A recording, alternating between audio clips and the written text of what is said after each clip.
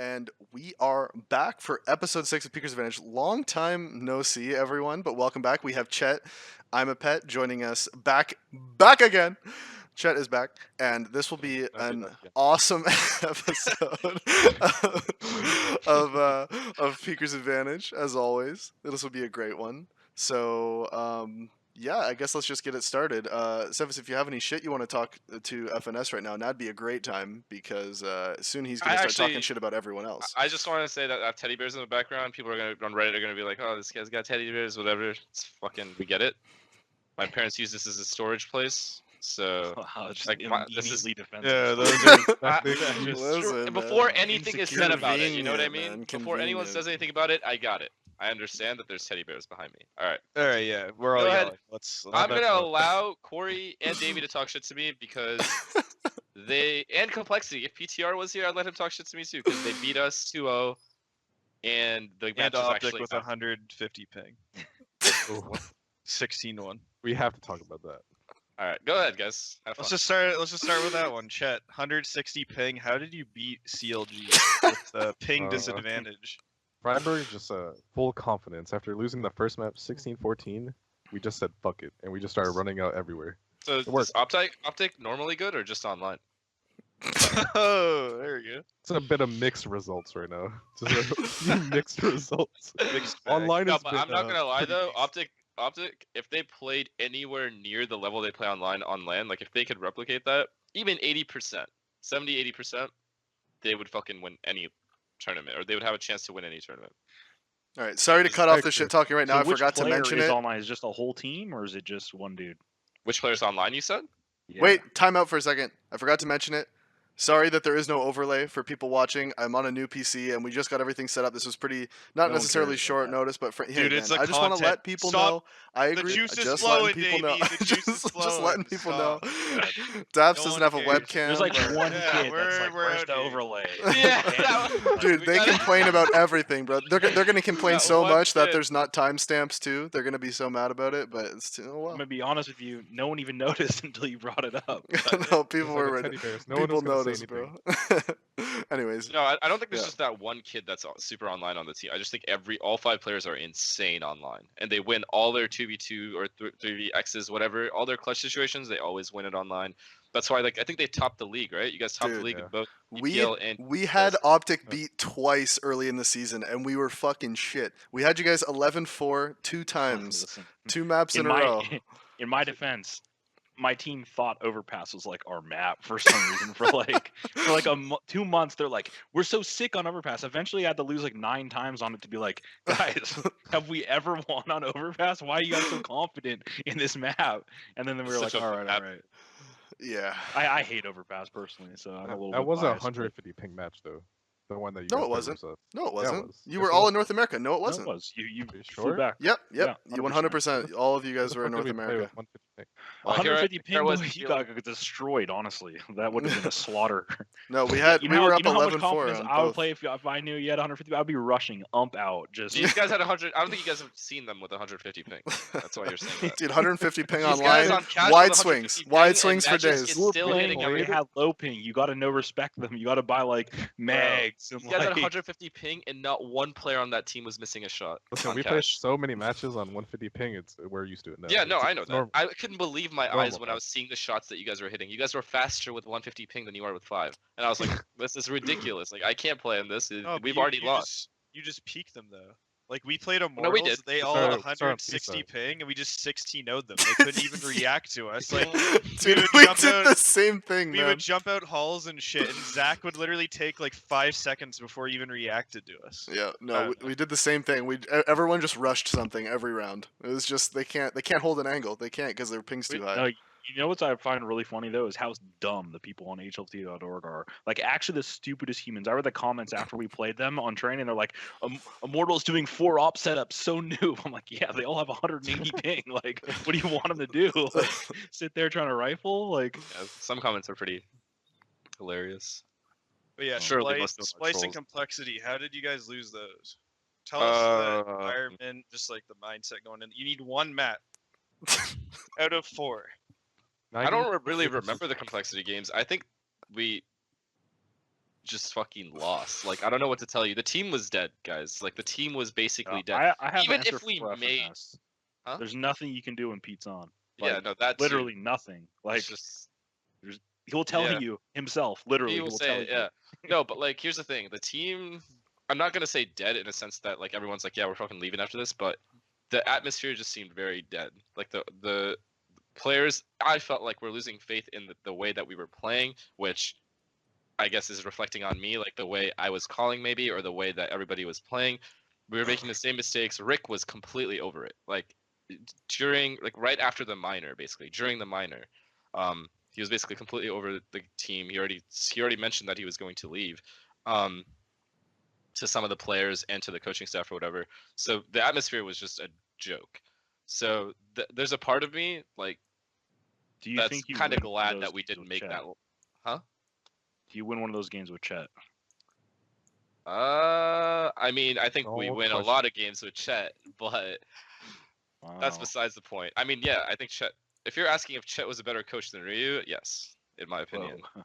That's what you're. I'm assuming that's what you're implying. Oh, But- let's not go into the steak right yet. Okay. Anyways, Just with the appetizers. okay. Anyways, but no, it had nothing to do with like one specific person is why we lost complexity matches or Splyce matches. It was just a fucking.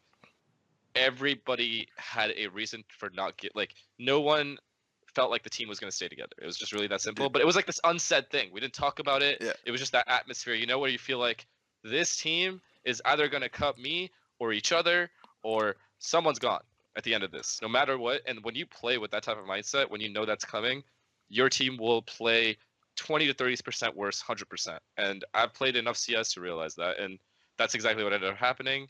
We on top of that complexity and you guys all played like the teams that played against us played pretty well because you guys had relegation to fight for, like you guys had something Well, to lose. But by the time well. we played you, we were pretty much safe. Like there was like a really small percent chance if we lost both maps and then another team won both their maps. I don't remember exactly, but it was pretty close. But we It was went into better the for us match. to win, though. Yeah, it was definitely it was better like for us. yeah. If we just won one map against you guys, we knew we were clear.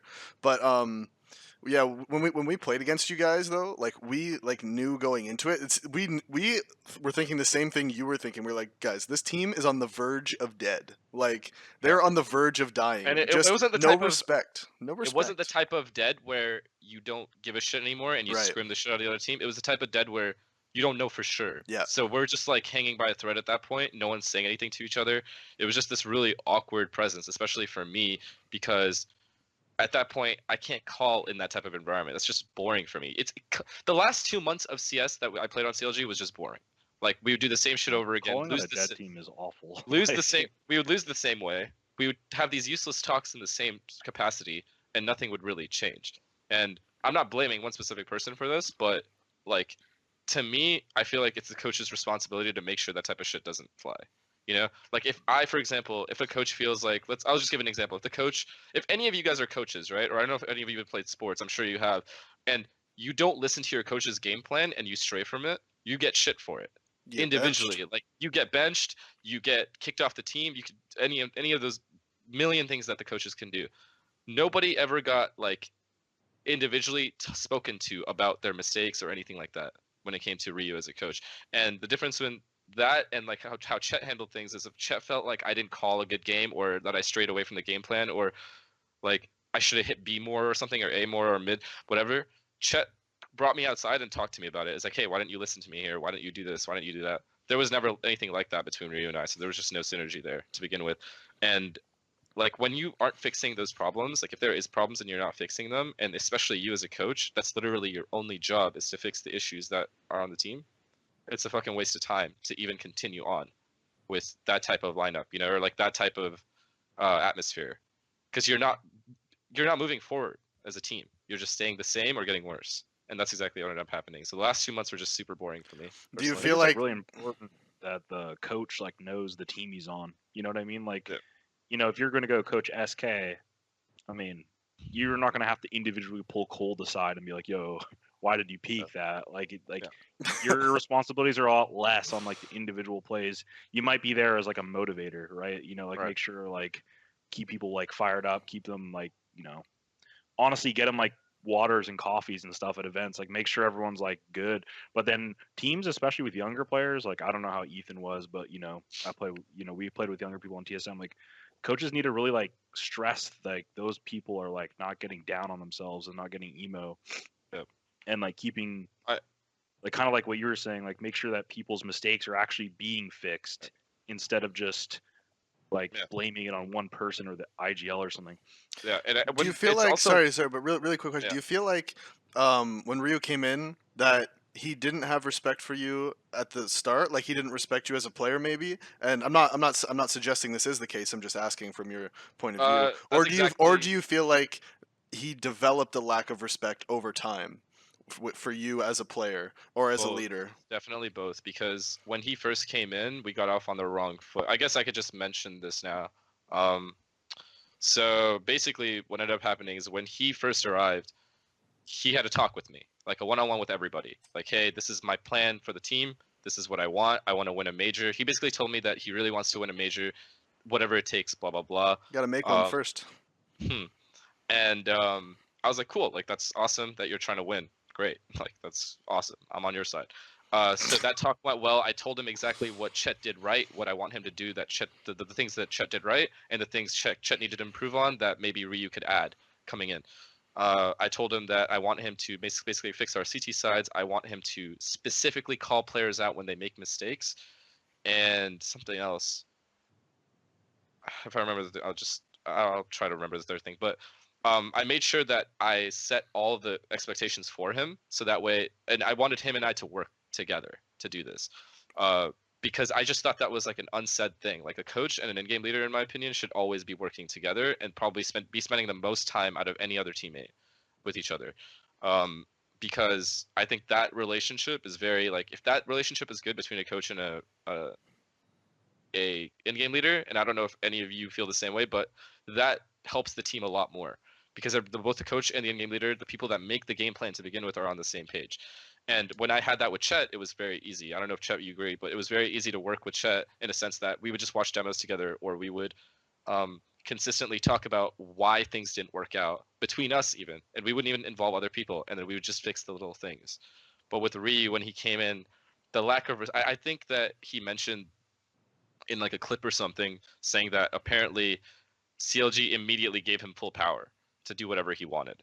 And CLG has made this mistake, I can't even count how many times, where they bring in a coach that hasn't even, maybe has coached one season.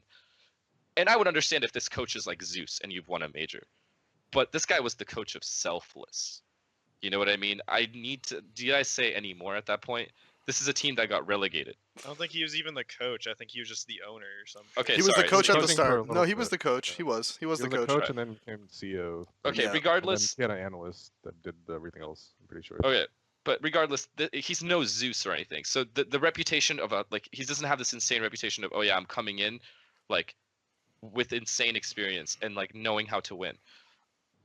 So basically what confused me was when he came in, we had this talk, it was good for the first week, and then right after that, shit hit the fan, because he basically, I don't know, it just 180'd on the way that he treated me. I don't know. It was just really weird. So I think, like, to answer your question, yeah, I think his plan was to replace me right off the bat.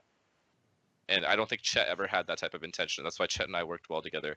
And instead of working with me, I think Ryu a lot of the times worked a lot more against me than with me, if that makes sense. And this is not like a good relationship to have with your in-game leader and a coach. You know? I think one of the problems that like a lot of coaches and orgs and everyone has with teams is like, I know it might be like people might think I'm like against ever replacing a player, but that's not what I mean. It's more like if you have a coach come in, you really need to give a group of players like 3 to 6 months to really like get everything down, you know, like strats, setups, like give them a chance to fail at an event or two. Obviously, if you get relegated and you do literally nothing and you only regress, it's different. But as long as you're making like a little bit of progress, like, you know, you got to give people time to get a foundation before you find what the weak link even is. You know what I mean? Like, if everyone on your team is owning and all your T sides are awful, maybe you're the problem, right? You know, maybe you're not calling a good T side. But if you're constantly getting 9-6s on T and you're not winning because of CT, that's usually a player problem. Like, as much as people think CTs are, a strat caller can fix it, CTs are one of the most like individually like heavy sides, in my opinion. Like, in my opinion, a caller will have way more chance to own on T side, just calling certain strats, counter stratting. On CT, there's a lot of people making their own individual plays at the right time. Whereas if they screw up or they're too dumb or they're too brick-headed and they just sit in one spot, you're not going to win. Like it's just, and people scapegoat the IGL a lot because they're like, oh well, they're getting our rounds on CT. It's like, well, maybe the players need to watch some demos and not be dumb. Like A lot of it's also individual decision making. Like I think yeah. Yeah, so much of CT sides just making That's the right decision. mostly what I meant for CT is Yeah, you also have good comms though. If you don't have good comms, then you're Yeah. pretty much fucked. Like, yeah. I mean, you know, yeah. Flash first teammate, like, Assuming the people need to comms be are more good, supportive like and shit. like The a comms Mirage. are if never you're good. like, The comms are a never Mirage, good, if man. someone's like, nades upper B, there's 3 out mid. Your That player shit's should important probably to know. That's another thing. People push halls or T people rounds, sometimes right? panic and like don't call numbers and shit, and then like B, and then all of a sudden there's like 2 people flanking connector. We have and just- the worst ghost comms on our team, where people will just say Palace. The guy's like I think underpass. honestly every Like, team to a degree has that. It just every dude, team that's to a really degree has bad on that. our team. But like I think that shows like a lack of confidence sometimes. Like if Do a you team is doing ever- that too much. What? Sorry, I didn't mean to cut you off. Go ahead. Yeah, that's it. That's all I have to say. No, do you ever? Sometimes I ghost calm just so I can get a player to look at a place. 'Cause I know they're probably gonna be there. Dude, I think I heard man, him upper dude, B. Guys dude, cross there immediately. at upper B. Corey in scrims, he does this all the fucking time. It'll be like a 3-on-1, and we'll be like it'll just be randomly in a scrim, and Corey will just randomly call a spot. He'll just call something. He has no idea where the guy is, no clue where he's there, and then the guy will just be there. And it's happened like 4 or 5 and they'll times. kill my teammates, and they'll be like, "But you were trolling," and I was like, "But he's there." So it's like, And if you Yeah. have good And I influence, know Corey's that's troll fine. voice too. Corey like explains. No, like, it's "Dude, obvious. I'm telling you, he's up No, there. dude, it's like There's obvious. No doubt in my It's mind, I obvious that promise. he's It's trolling. Brax, he's Like, behind like you. exactly. He'll call something like that, and it's obvious that he's trolling, and we won't believe him. And then the person will come from there, and Corey will be like, "I fucking told you guys." Like, I'm like 5 for 5 right now. you are. He's got it right every time he does it. So I got some quotes from the Ryu little Twitch clips on Reddit. So I'll just go through the list of quotes. You went and got quotes. Dude, I want to He's make prepared, sure. man. I love it. I love it. Oh, the episode's got to be. I good. love it, man. Get a Dude, I little love bit more it. I'm not professional. talking shit. I'm not talking shit. I love it. We're really digging in here. We All are. right, so we'll start off with Ryu talked about you being late and throwing a temper tantrum. So we're gonna Ooh. start with that. It sounds like Okay. finesse. So, so what ended up happening was the first week he said he was just going to observe. So I was late one of the days in the first week, which wasn't the boot camp. And then the second week we started the boot camp on a Monday. I think it was a Monday. I'm not sure, but anyways, the first day of boot camp I was I think 20 minutes late, and I never gave the reason why. I to this day have never told like any of my teammates or the coach at the time what the reason was, because I don't think there's like a good enough reason to be late in the first place. But my reason was the fact that I was having a really important conversation with my dad regarding like my credit cards, but that's no excuse. Like I should have just been like, I'll call you later or something, you know. But my card wasn't working, and there's no US branch and stuff like that. Whatever. Point is, I felt like I had good enough reason, but not good enough to where I needed to explain myself. I was late. It was the end of it, and we moved on from it. Like, so basically, I came in late. I was like 20 minutes late. I sat down, and Ryu basically just ranted or just gave me shit basically about being late and how I should be setting the example since I'm the in-game leader, blah blah blah. Which I honestly was like okay with it. I didn't say a word back. I didn't argue because I shouldn't be late to a boot camp practice, right? Like that's fair to say. So what was he referring to when he said you threw a temper tantrum then? Oh, was that was my next point? I think for the rules during the boot camp. That can't had be nothing to on do with me being phones late. and Oh, I see. Okay, browsers. sorry. Yeah, so when I was Alright. late, I accepted that I was late. I got shit for it. We moved on. We played scrims. And then I think it was the same day. I can't really exactly recall. I think it was the exact same day. We started our scrims. We played one or two scrims. Now, I don't know if you guys... I know Corey's been to a gaming... Like, most of us have lived in a gaming house. After a scrim is over, most players, even if you don't live in a gaming house, usually get off their chairs and go stretch or do whatever the fuck, right? Like you guys do your own thing. Go take a piss, go outside, smoke, whatever.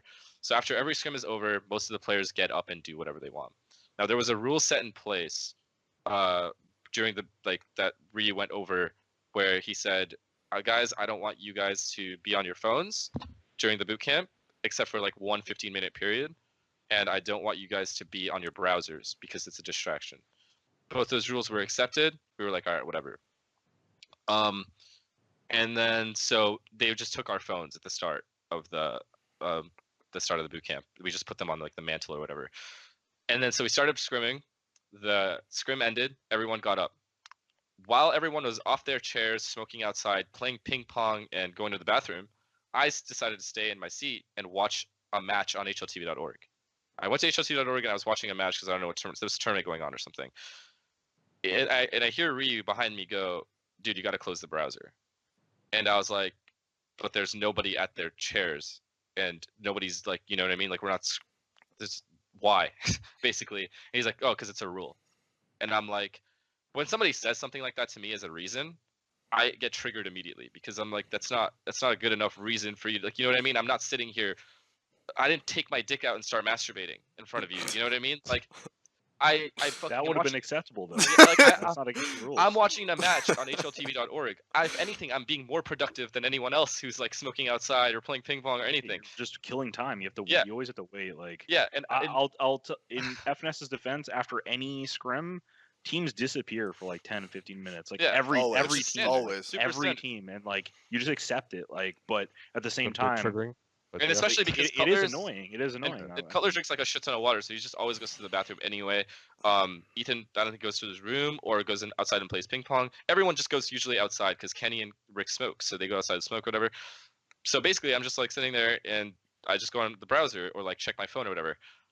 He's like, no, so basically he's like, it's a rule, you shouldn't be on your browser. I'm like, dude, I'm gonna stay on my browser, like until everybody sits on their computer. You know, because come on, like at this point you're getting ridiculous. And to me, I thought it would end right there. Like I honestly thought he was I honestly thought he was trolling, but when I saw his face, he was not kidding. And I'm like, this is kind of getting kind of ridiculous, don't you think? And by the way, I kid you not, this is week 2. You know what I mean? And he's already yelled at me earlier for being late or whatever, which is completely understandable. I didn't argue back because I was in the wrong. But here, I feel like he's taking it a little too far. So I said, nah, I'm staying on my browser till everybody sits the fuck down. You know, I think I deserve at least that much. Like, relax. It's not that serious. He keeps saying no, no, no. And then I don't know how Matt, the esports director, he was at the house at the time. He was like sitting, I don't know, like at the table or whatever. But he didn't hear this conversation until we brought him into the conversation. And I explained to Matt that, like, I understand that this is a rule, but everybody's off their chairs, you know? And I'm watching a match on HLTV.org. I don't understand what the big deal is. And Matt hit me with the exact same response. It's a rule. The coach made the rule, therefore it stands. And I can imagine how mad Finesse is even right now, has- just thinking about he that. has to Like support. he's but listen, fuming. it's just such a power trip. Like, what are you power tripping about? You know what I mean? Like, I would understand. That is a power trip. I would understand if this was something that you could logically explain. You know, but if Well, if you're someone, doing it at halftime or like you're Yeah. doing, you know what I mean? Yeah. like if I alt tabbed out and entered my browser. And by the way, the reason he said he made these rules is because I was distracted on my phone week 1 when he was observing, and I was distracted off my browser. So basically what he's saying is I alt tabbed out of my way after I died and would look at my browser consistently and or look at my phone consistently, and that's why they made those rules. I've worked with Chet. I guess I've worked with Corey. When I'm playing a scrim or a match, I've never been like, oh fuck, like I'm looking at my phone or anything like that. I've consistently put in 100%. I think you guys can vouch for the fact that I do that. Like, I'm the in-game leader of the team, and I should have enough respect to where like he should be able to see the fact that I put in work. You know what I mean? So for him to call me out on my work ethic by saying, oh, this guy's constantly distracted, was already insulting. Then on top of that, he power trips and tells me that he like I shouldn't be on the browser no matter what. And I asked him why, and I'm like, give me a reason. Give me a good reason why I can't be on my browser when people aren't at their desk. See, I feel was like you're at- going about this argument wrong. You should have said, "Give me a good reason why I can't be watching this Counter-Strike match right now." No, I know. I said that. Oh, I'm like, okay, I'm good. watching. That's the I'm better on way to HLTV. approach the argument. I was like, I'm watching a match on HLTV.org. Give me a good reason why I can't do that while everyone else is off their chairs. I'm studying. And his- They're all being lazy right now. And I'm his studying. answer, I kid you not, his answer was, it's a distraction. So, playing ping pong in his mind is not a distraction. Smoking outside is not a distraction. Going to the bathroom is not a distraction. Laying down and taking a nap on the couch is not a distraction. Watching a match on HLTV.org, however, is a fucking no-no. You can't do it. Imagine you're watching that match and you just find some sick flash or something that you just No, use. guys. Seriously, think about this logically for a second. Think Well, about like, what he's my down brain here. is going through at this point. This is my coach. This is week 2, and this is the stuff that he's saying to me. Dude, And now I I'm would supposed have to- to walk out of the room. I wouldn't be able to do, like, I would have to be And like, so dude. you know what? I'm like, for the sake of the argument, I'm turning this shit off. But the reason it was a big deal to me wasn't because I'm desperate to be on my browser, which is I think what they thought. They thought I was fighting for it because I really care that much about being on my browser. The reason I'm fighting for it is because this is a clear power trip. And if he's doing this once, I know he's going to consistently do this. I don't know why he thought there was supposed to be a power struggle between us, because when I worked with Chet or even worked with Soham on TSM, there was no like, oh yeah, I have more power over you, or I'm trying to alpha you. It's just two people super working like together. chill about everything. Like, he's, And- like, always... And the two coaches that were actually competent that I worked with, like Chet and Soham, never had a problem working with me, at least from my knowledge. Like, they never had an issue where I would fucking power trip or not listen to them or whatever the fuck. It was definitely So- not with you. I could say that much. It Huh? was definitely not with you. Yeah. So to me, I'm just confused. Like, did I just change all of a sudden when Ryu came and started acting like an asshole? Did I just become a worse caller? I'm confused. So in my head, I'm Honestly- thinking, like, why is this guy going out of his way to give me shit for absolutely no reason, and then power tripping, and then saying, so Daps, to answer your question, that I threw a temper tantrum. Well, what it sounds like is either he's trying to like show dominance and like get his place in the team. No, Maybe 100%. he's, like, That's afraid to lose his job, or He he already lost truly his just job. or he truly just wanted you gone, and he's just trying to start shit with Yeah. you constantly. and like, that's make what you look that's what bad. it felt like at that point when this argument happened. That's what it felt like, that I cannot work with. Like, I just felt like him and I were never going to be on the same, because we just got off on the wrong foot week 2, dude. Like, that's week 2 we got off on the wrong foot. So instantly, Yeah. already there's like friction between us. And then you know, when you're a coach and you feel like a player, like you want to coach a player, like you want to coach all 5 players, right? That's number one. At least I would feel that way if I was a coach. Chet, if you felt like there was friction between you and a player on your team, would you not speak to them Yeah, for sure. individually? At no point after this happened did Ryu ever approach me or walk up to me or to bring me outside or like message me individually or call me or anything and say, hey man, like, I know this happened between us, but I want us to like go back to normal. Like, I'm sorry about what happened. Like, no, at no point was he apologetic for anything. He thinks, to this day, I'm sure he thinks what he did was completely okay. I think he thinks everything he did was perfectly like right and all that stuff. And what's weird to me is, as a coach, like, how do you think that that's okay to let that fly, to like have friction between you and a player that you are coaching? That's Just just sounds like he was immaturity to me. That's just, to me, immaturity at the end of the day. And half of it's on me, because I could have also gone to him and been like, hey man, I don't know, I feel weird after what happened between us, whatever. But the point is, he's the coach. I feel like if anything, it's his right. It's supposed to be him coming to me and being like, hey dude, like, especially because he was the one that gave me shit in the first place. So obviously we got off on the wrong foot, and then at that point, yeah. And I don't know what else he said in the stream, Daps, but if you Well, have I one- got I got some more points. Go So- ahead, Corey. Sorry. Personally, I feel like I've been in a gaming house, with different players and stuff, and I will say that, like, no phone rules and no browser rules, they're good for input camps. Maybe Yeah. players are definitely like are going to look at their phones. Every player I've ever Sure. been on team with have looked 100% at their phone in scrims. People don't generally minimize like a ton to look at their browser. I'm not like, every once in a while you might catch someone minimize, but it generally doesn't happen that much. You know what I mean? Yeah. Like, but at the same time, when you make these rules, while I agree with them, I definitely think they're like good rules. If they say no phones and they're on the mantle, and your teammates are like, you have 5-10 minutes for the next scrim, and people get up to go to the washroom, and you go and look at your phone, like, Yeah. that's not a big deal. Like, I I understand. want you guys it's to a put rule. yourselves in this position know? and think what you would do in my position. Like, if you went on HLTV.org and a coach told you, nah, dude, what the hell? Go play ping pong outside instead. Listen, John, I'm way more stubborn and angry than you. If Ryu tried to do that to me, I would have fought to And the that's the death. thing. I would But have the fought worst- to the death over my right that's to the watch thing my is- match. is Like, that I I think would my have way- not Wait. conceded. I would have not But conceded FNS, that. could you have connected to the Go TV through your game instead?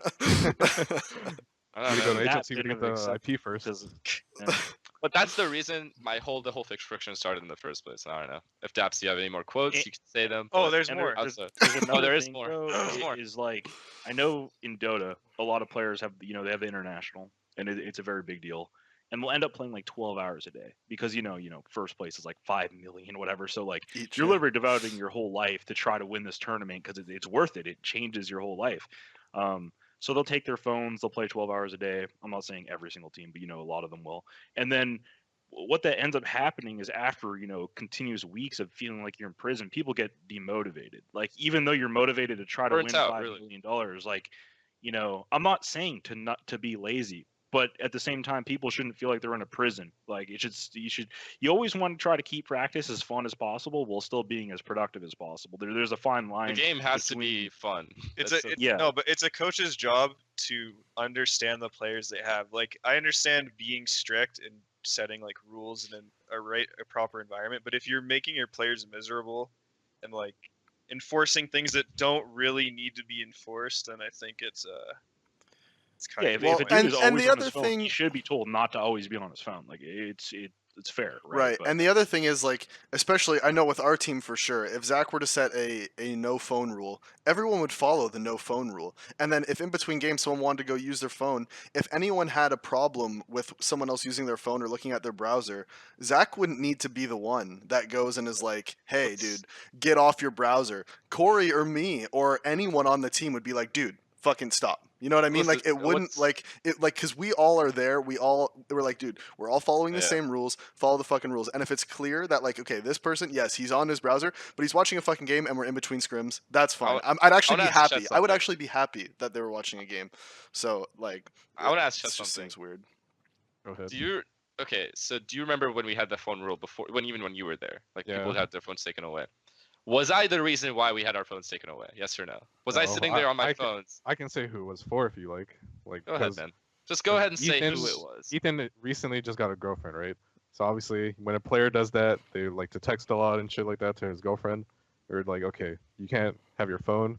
But I was like okay with him when we were done with like the scrim and like after our discussions, that he would just go on his phone and shit, Okay. just to like text his girlfriend. Because So- like, no, that 4 or 5 minutes that he's texting his girlfriend, he'll focus up for the rest of like the day, pretty much. So it wasn't me, right? That's out of the way. So I wasn't the guy that was sitting there texting or being distracted when Chet was coaching. But Ryu claims that after what he observed is that I was constantly distracted. Apparently, I remember him saying this, that I was distracted. He told Matt this when he came over to like solve the issue or whatever, and I was pissed off about the whole browser thing. He told Matt, the esports director, that I was so distracted on my phone and my browser that one time we were dry running and he asked me a question and I wouldn't answer him because I was on my phone.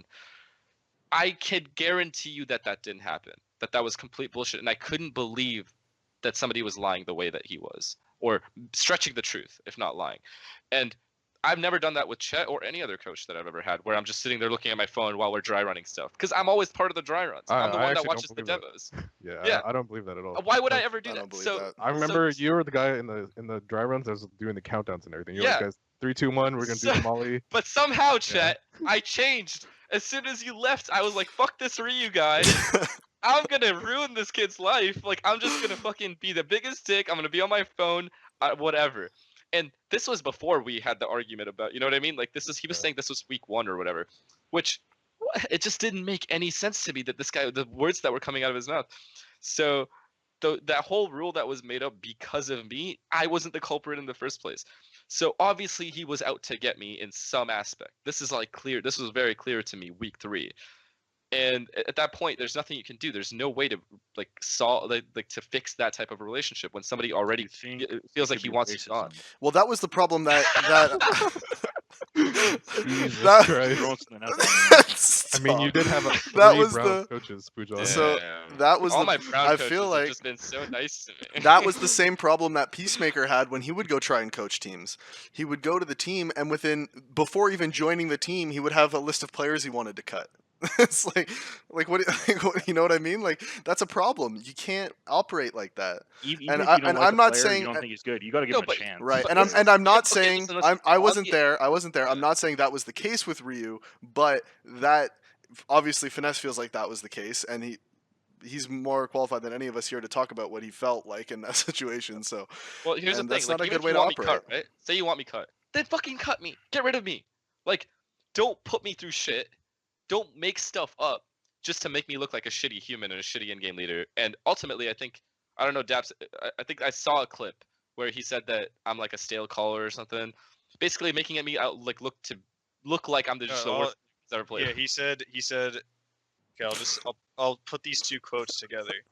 Called your in-game leading stale and static, and then earlier in the video he talked about a different level of work ethic between you two, but he didn't like call you lazy. He just said like there's a different level of work ethic. I don't know what that means, but I mean, playstyles are always subjective. Like someone could think a playstyle is worse or better than And others. what I found interesting about this one, because I had heard this one too. Like I had that quote you're talking about. I had heard that, and I thought this was weird. I want to get Chet's opinion on it because when FNS joined this CLG, when he rejoined the CLG team, and then Chet came in to coach this new CLG team, you guys over accomplished what you had been. I can't think of the right. I'm thinking of a bad way to word this right now, but you pretty much over accomplished what your expectations were. Like for the team previously, you had done better than people had expected you to do, right? That's undoubted. I don't think anybody's going to argue that you guys played better than people expected you to. So, Chet, why do you think then that do you think that that had nothing to do with FNS? Like truly, like, and I'm not trying to. And this is the true thing. Do you think that that had nothing to do with FNS, and that's purely from a coaching standpoint, or like, what do you think about? Why do you think that Ryu thinks that FNS's in-game leading style was bad, for lack of a better word, just that it didn't work, where it worked with the exact same group of players months prior? I think maybe it's because like what FNS has been saying, they haven't been on the same page usually. And like for me and FNS, when we were like when we beat Gambit on what was it, Cobblestone or whatever, and we broke their streak and stuff, like me and Pujon, we watched like demos like all the time, and like we watched Gambit, we knew what they did. I talked to him about a game plan, like we knew like it felt like we were like 1-1. And it Like, wasn't just everything what was we like did too. It was, sorry to interrupt, but it was also the fact that we also had a solution, a suggestion Yeah. of like multiple strats that we could run to beat whatever it was. Like for example, if they were playing like heavy drop, I knew like what strat like we should do. Yeah. Like I made sure that was communicated so we were both on the same page. Like nothing So- was a surprise. Everything like we knew what to do from A to B. Like there's no problem. it's more so like after looking at it because you guys had the same roster the whole year, right? Pretty much. Yeah, you guys. Yeah. Other So than yeah, just you guys did well when you had. So like the only difference is Chet being there and not being there. So it looks more of a failure on Ryu than it does on you because wouldn't it be his job to come in and show you new shit and help Well, yeah, try to but- innovate that but- stale static style that apparently he sees? Well, what I said in my twit longer is basically the fact that he would watch the demo of the team we're going to be playing against, tell me what they're going to do on pistol round 10 minutes before the match, tell me what they're going to do first gun round. He would restate what they're going to do pistol round right before the pistol round started, and then that was his impact as a coach. You can't even predict. That's this terrible. rounds, man. So Dude, everyone knows you don't counter strat pistol rounds. So, Everyone no, knows but that. listen, no, he just told me it wasn't necessarily the counter shot, but he just Okay. let me know. Okay. Oh, He okay. was Yeah, aware, okay. yeah. Yeah. All right. Yeah. Fair enough. So yeah. okay, cool. But the thing is, what he didn't do was during timeouts. Like, I don't know. To me, this is very logical. If I was a coach, this is what I would do. So basically, what I wanted from him was for him to not because you're sitting there behind 5 people, right? You're seeing how your team is losing. Then after in timeouts, you'd be like, they're just pushing us. They're just pushing ladder and team mid. But he would never say, yo, can we run our smoke wall strat? Can we run our Ivy strat here? Can we run this strat here? And I talked to him about that, and I was like, hey man. And at one point, I got so frustrated, I kind of said it in a kind of rude way, but I was like, dude, your only job is to give me fucking suggestions. And that's rude as fuck, don't get me wrong, but I was super tilted that we lost the match. And I said, I was like, dude, just give me a suggestion instead of complaining or telling me what they're doing. I have eyes. I see what they're doing. I see how we're losing. So if you have it, for example, I would call it default, and they would push team mid and kill 2 people at Ivy and on train. Why is no one watching team mid? You know what I mean? Like, that's not on me. If the default consists of somebody watching team mid and that person isn't looking at it and then they get flanked. And all of a sudden it was like I'm not adapting as an in-game leader. I'm not doing that, and I'm not saying this. None of this is my fault, but it didn't feel like I was getting help from the coach in a sense that I said, "Yo, can you suggest stuff? It's literally your only job." And his answer, and I'm kidding you not, his response to me was, "I guess I'll do your fucking job for you then." So so his Yes. so what he By heard. definition, his job. Yeah, so no. But listen. When I said that, when I asked him to give me a suggestion, in his head, he thinks that means I'm asking this guy, who was a mediocre player when he was a player, and is now a mediocre coach, to do my job for me. That's what I'm asking him. Yeah, dude. 100%. That's what I want. I want you to do my job for me. I think a lot Of of course, people that's not what I'm asking, dude. I'm asking you to give me a suggestion because you've studied the team that we're playing against. You know the strats we run. Put those two together and come up with a counter, or be like, hey man, they're pushing T mid. Why don't we execute inner here? Because that's exactly what Chet did. That's So what any what you're saying is you wanted him to do his job. right. Oh, And okay. what he took it at is basically, I want him to call my strats for me. But dude, it's like we're working together on this. Like, it's not like, do you know what I mean? And to me, it almost seemed like he was competing with me for whatever reason. You know what I mean? Yeah. And maybe he felt this vibe that he couldn't do that. I don't really It's know like- what it was. It's like, But to bro, me, both of our jobs is to make the team win. We have the same job. yeah. Like, So why not give a suggestion? And then Right. there were times that he did give suggestions. There were certain times, because I'm not gonna say he never did. Sometimes he did. And there was one particular match versus Renegades where he gave such an important call. Like, he was like, "Hey man, we should run this strat," and it worked like a fucking charm. And we won the map because of that crucial round that he called something. And I was like, "Why don't you do that more?" Like, I'm confused. You should do that more because you saw the weakness by coaching. You saw the weakness in their play, and we exploited it. And we just, but I think he at one point claimed that I didn't listen to him. Chet, did I ever not listen to you? So why did I just stop listening to Ryu then? Like, No, that's our what's timeouts confusing. were pretty fucking good. Yeah, I'd say. so I'm just confused guys- as to how I maybe It's like, confusing because Warden often would tell me, just get in their face, just rush, and that always helped me a lot. So you know what? Yeah. Going back to Corey's last point, or not the last point, but one of his last points, maybe you guys are the racists, and you and Mhm. Chet are working together here, a I was conspiracy like, yo, against Chet, when you Ryu. get out, we're gonna bring this new guy in, and Yeah. whoever the new guy is, if he's not brown, he's fucked. Yeah, maybe you guys are the Uh, racists. No, I- it just got to a honestly- point where there was no point in working with somebody that I felt like was working against me. That's just what it felt like. I'm not saying that's what he did, because I genuinely don't think Ryu is a dumb person. He's not a dumb guy. I just don't think he knows how to coach properly, or did know how to coach properly. Now, hopefully, if he ever sees this video, I hope he doesn't. He will take it as an insult that I'm saying what I'm saying, but I hope he also understands that I felt this way, and the next person that he coaches, the next in-game leader that he coaches, he actually gives real suggestions to in actual timeouts, instead of telling them at the start of the game, hey, they run this pistol, they go 3 IV, 1 team mid, 1 ladder, and then first gun round they run this. It's basically just being an analyst at Right. that point. And that is helpful. As helpful as that is, that's not the entire job that you do as a coach. Like, I don't know. I don't know. I think like people underestimate like in-game leaders for a lot of teams, especially when you have younger players and like less experienced players. Like, I'm sure you know if you're on Australis, your life is a lot easier playing with Device and Dupree and some of those guys. But like, if you're on a team, especially with like up and coming, everyone wants up and coming talent to be on teams in NA, right? Oh, get this guy, get that guy, get this guy. But when your job as the in-game leader is to kind of like make everyone coordinated, have a bunch of different strats and setups, you have to put in a lot of effort watching demos, getting everyone on the same page, and then your own skill declines because any in-game leader knows 2 hours before practice you're watching demos while the other people can be playing pugs or death matching or whatever. Also, And then they probably put yourself in bitch spots so everyone else succeeds. exactly, and then you also depending on the team, you'll probably be throwing like more grenades and stuff, or like just jumping around Or going corners. first. Yeah, or being kind of like the taco roll where you're entering, And- you just and- jump out, and it's And I'm gonna make know- something very clear after Corey. Sorry, go ahead. yeah, and then then you end the game and you have 12 kills, and it's like, well, like, that's when, if you are the reason, like in my opinion, like, because we never used to have coaches and analysts and stuff before, but now in my opinion, is like, if you notice your in-game leader is struggling in the fragging department, and you feel like that's why you're losing, right? Like, you're okay, well, this guy just doesn't get. Well, then do his job for him for a little bit.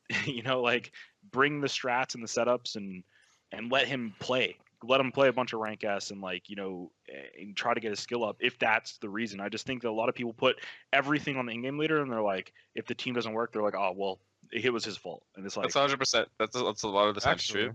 actually, remember, I don't know if you're like, if you deny this or not, you can let me know.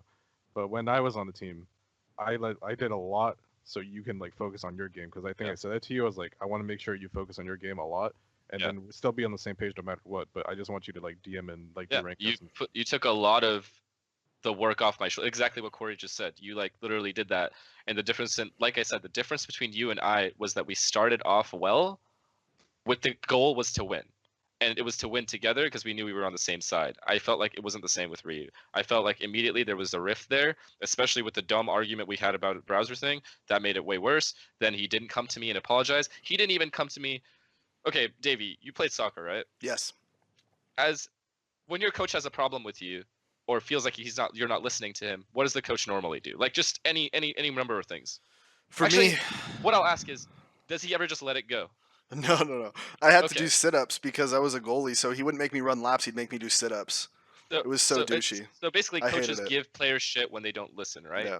Especially the in-game leader in CS. If your in-game leader isn't listening to the stuff you're saying to him, obviously you're gonna have a one-on-one conversation with him, being like, "Yo, what the fuck is wrong with you? I clearly called for you to go here and do this. This was the game plan going in, and you didn't call this at all." You know, that's how you fix problems. You call them out. Since that one-on-one we had week 1, Ryu and I didn't have one-on-one again. Period. Not one. Our coach has one-on-ones with players like maybe not once a week, but once every 2 weeks. Just like, hey, are you keeping up on your But DM here's the numbers? thing, though. Like But here's the thing, everything. though. Ryu called me out, I think, on how I didn't listen to him and how I'm the stale in-game leader and I didn't take what he said into account and how I didn't follow his game plan and I didn't run the executes he implemented or I didn't run the setups he implemented. So if that was the case, bro, Chet, I'll ask you since you're the coach.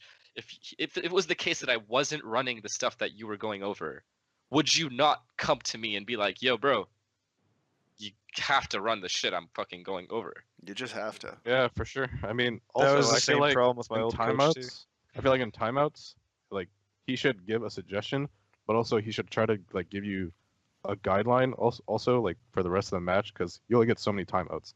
No, So yeah. you have to make sure each one is really valuable. So I'll be like to Fiber, I'll be like, yo, let's run like heroic strat on Cobble, and then we'll be Yeah. like, and then I'll say if that doesn't work or if it works, then for the rest of the game I want you to do like a drop A split or take drop control and do some kind of split off of it.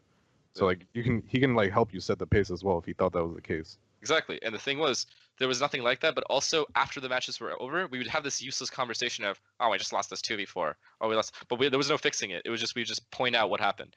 And then at no point did he be did if he obviously had a problem with me not listening to him or whatever it was, then come to me and be like, "Yo, bro, like you're not listening to what my call, whatever." But the reason he didn't come to me because those weren't actually issues. I did listen to like most of the stuff he said. I did implement setups. I did implement strats. We still ended up losing. So it's easy to fucking sit there and be like, "Oh, my in-game leader didn't listen to me. This guy didn't do this. Guy didn't do that."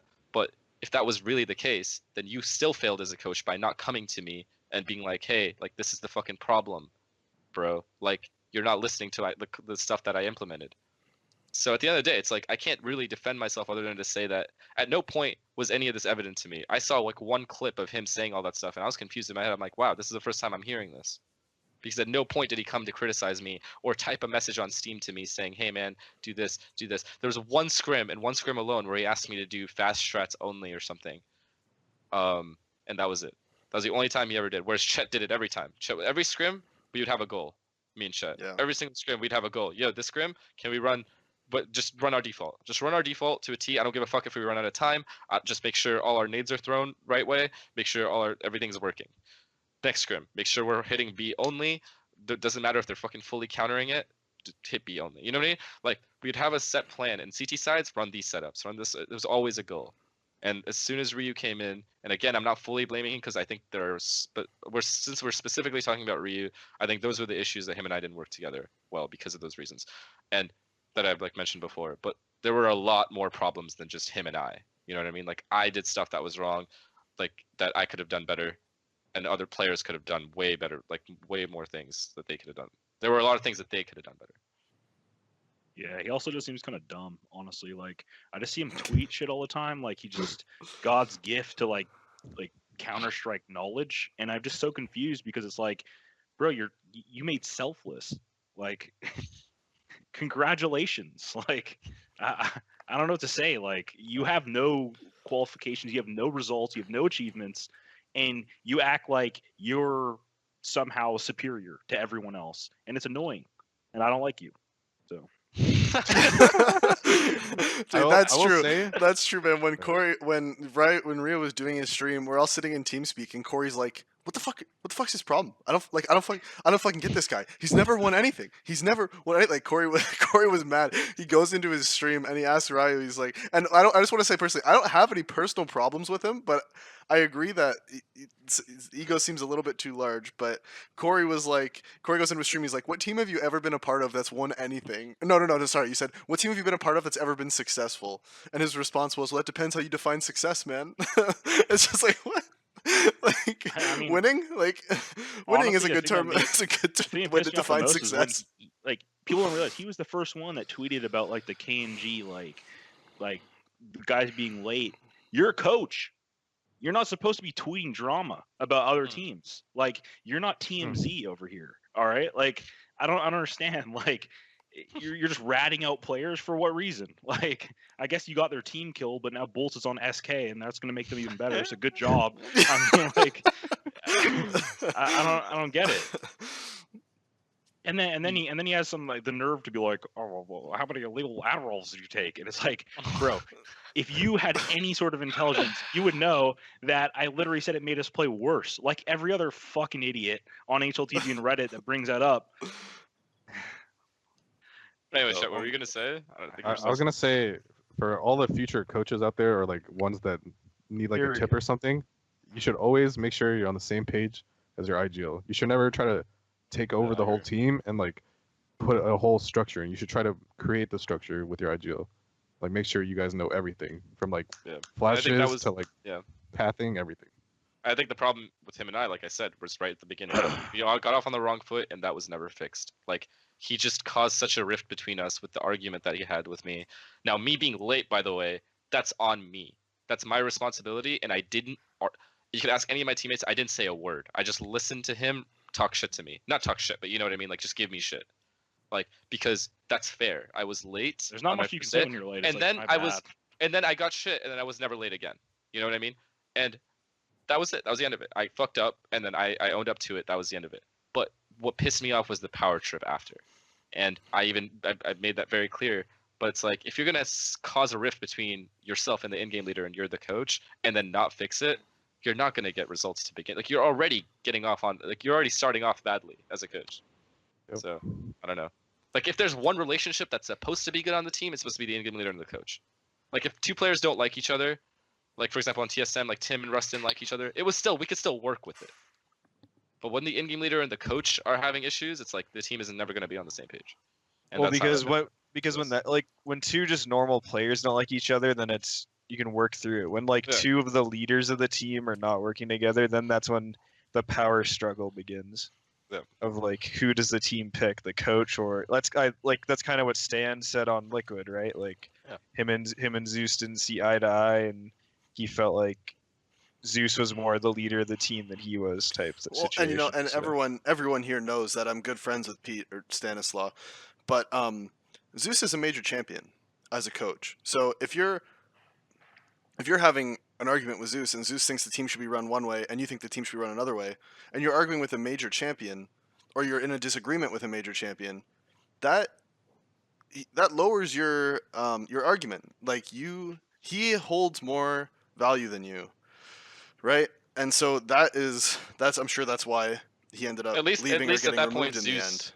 At that point, Zeus has credibility. He has credibility. Yes, yeah, that's like, that's the a right lot word. of I credibility. still think That's the word I was looking for. Now, I respect Stanislaw a lot, and I'm sure the way he wanted to play would have worked or could have worked the same. You know, whatever the It's just unfortunate problem was that they there. didn't agree. on the Right, philosophy of exactly, the team, yeah. exactly.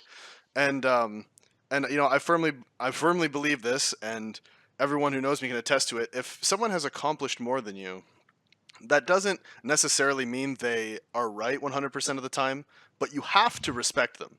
You have to. Yeah.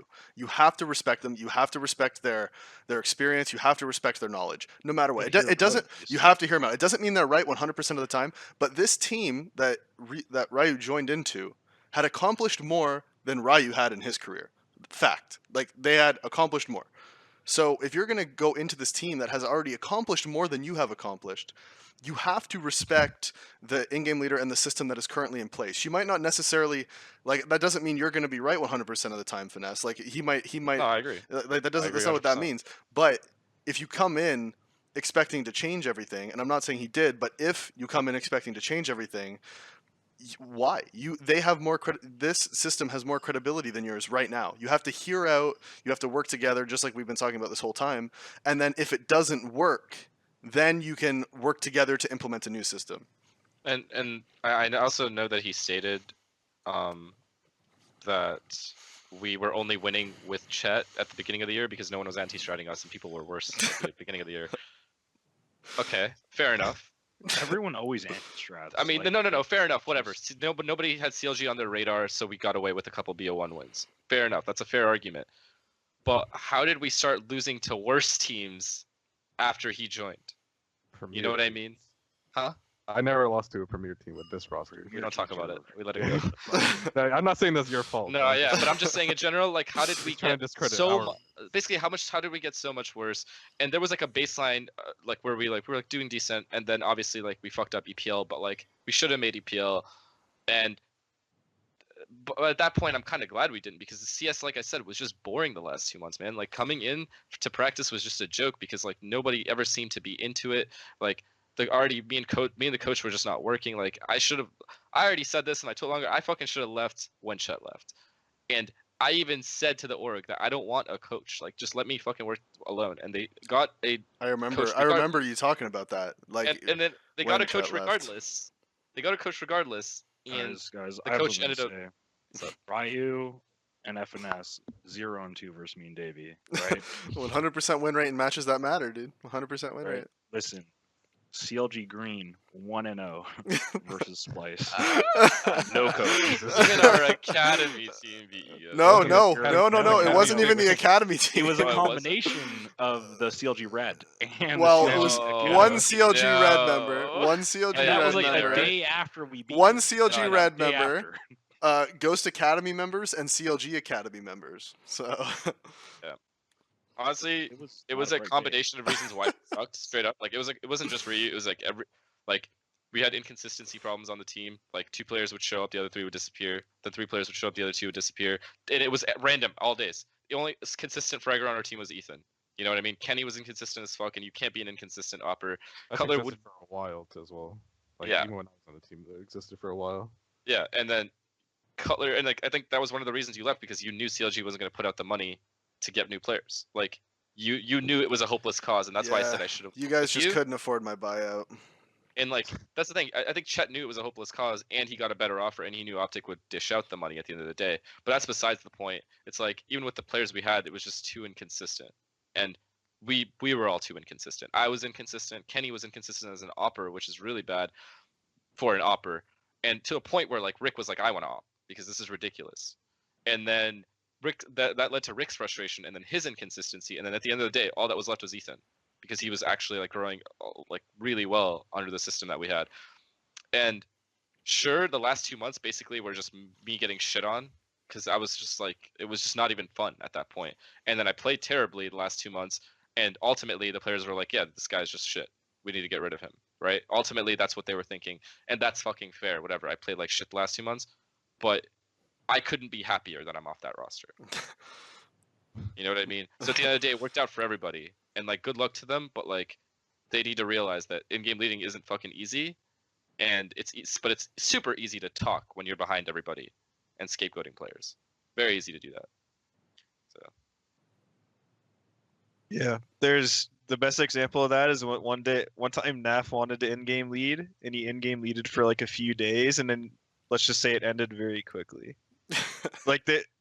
Like anytime a player that probably should never in-game lead wants to in-game lead, you let them, and you just see it crumble. it just sucks when the players that like were literally on the brink of failing, like Cutler, at the beginning of the year, nobody was trying to play with Cutler. Cutler was basically off that I team. think everyone At was the shocked beginning- that Cutler stuck around at that At the time. beginning of the year, Ethan was a nobody that nobody knew. Rick was struggling on Renegades and got cut. I was struggling on TSM, got replaced, but I'll leave me and Rick out of it because we were the ones that joined.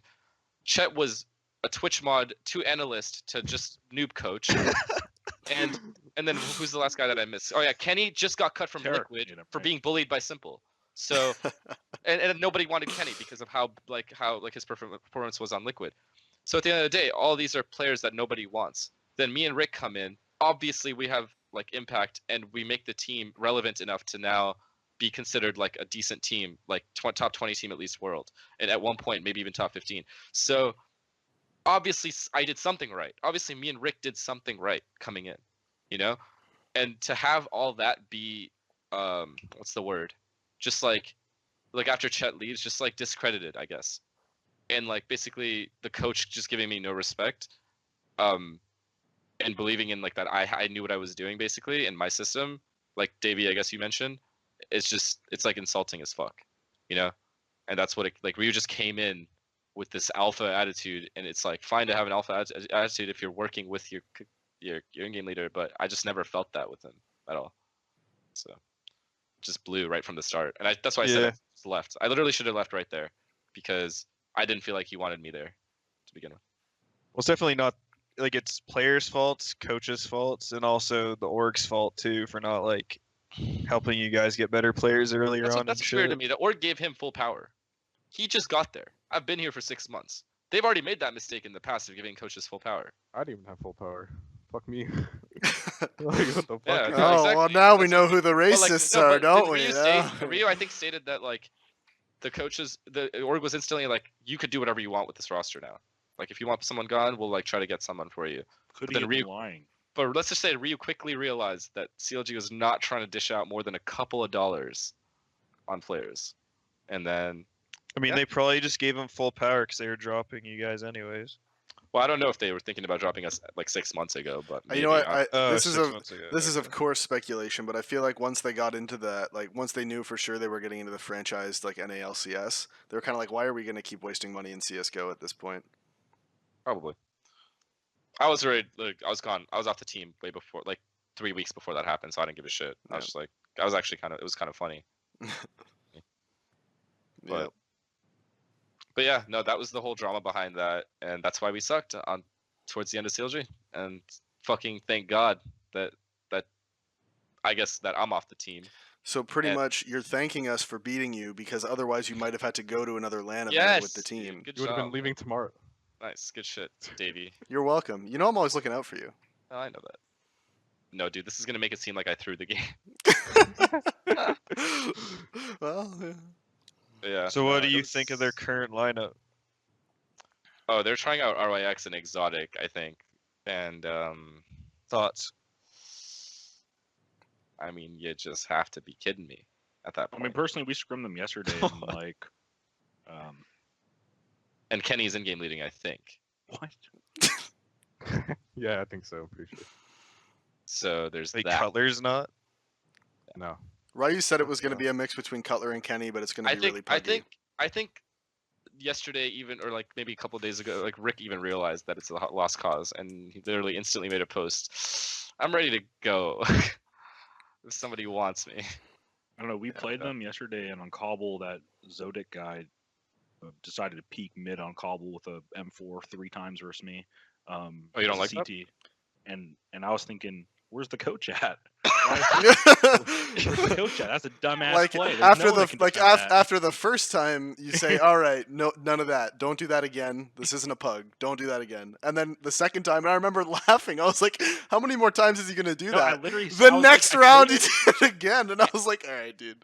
I killed The him, and I was fuck? like, he just peeks mid. Like, no smoke. You know, I can understand there's a smoke. Sometimes you try to go behind the smoke, you know, and you can like maybe like gay someone, you know, whatever.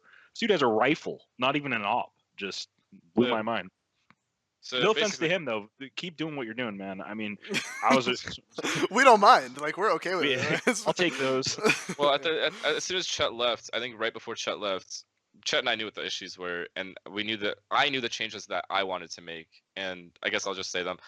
because it doesn't matter anymore. But I wanted Kusta gone and I wanted Cutler gone, and I'll give you guys reasons for that. The reason I wanted Kusta gone, and none of this is outside the game stuff. This is just in game. It's nothing personal. I wanted Kusta gone because I wanted an opera that was confident in himself on a consistent basis, and Kusta just wasn't that player. He would have random mental breakdowns, and not mental breakdown like fucking like psycho shit, but I mean like mental breakdowns in the game where like it would be 12-12 and he'd be afraid to make a play because he was afraid to die type shit. And I don't know if that was simple still on top just of that, being on top of that, handle. he changed a lot of his settings. On top of that, he played a million other games, shooters included, which I think affected his play. But overall, as good as Kenny was, I think he was his own worst enemy, and I think everyone agreed on that on the team. He's vicious, just gets in his own head. I will say I hate that argument though, and I don't play a whole lot of other games. Sometimes I play PUBG. That's pretty much it as far as shooters go.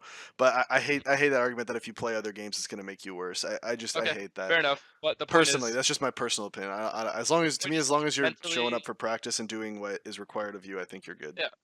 Yeah, and I don't think anyone like gave him shit. We were just like, Right. It might be a factor. Yeah, no, fair enough. So I'm just basically- voicing my opinion. For me, that kind of stuff, it's like it depends on the time of the year. It's like if we're doing the America's Minor, you need to be playing CS. If it's like EPL online season matches, sure you can play like PUBG. You guys on the side. underestimate Overwatch, man. I think it really depends on the player, though. I think so too. I think it depends the on player the player as a lot. well matters. Because from what I recall, I'm pretty sure before Optic won E-League that one season, Rush was playing Modern Warfare Remastered like the night before Yeah. they won it. So like, it's Yeah, player it's- dependent as well, but It's player for dependent. Kenny, Forrest it's- can sit there playing fucking Zelda for 14 hours and log on and for, one for shot. Kenny, I after- feel like he has to play though, in my opinion. Like he has to And play especially it. for his own confidence, really, because at the end of the day, and I would try to give him confidence by making him make aggressive plays. I'd be like, yo, Kenny, go for a pick mid, go for this pick, go for that pick. But there's only so much micromanaging that I can do.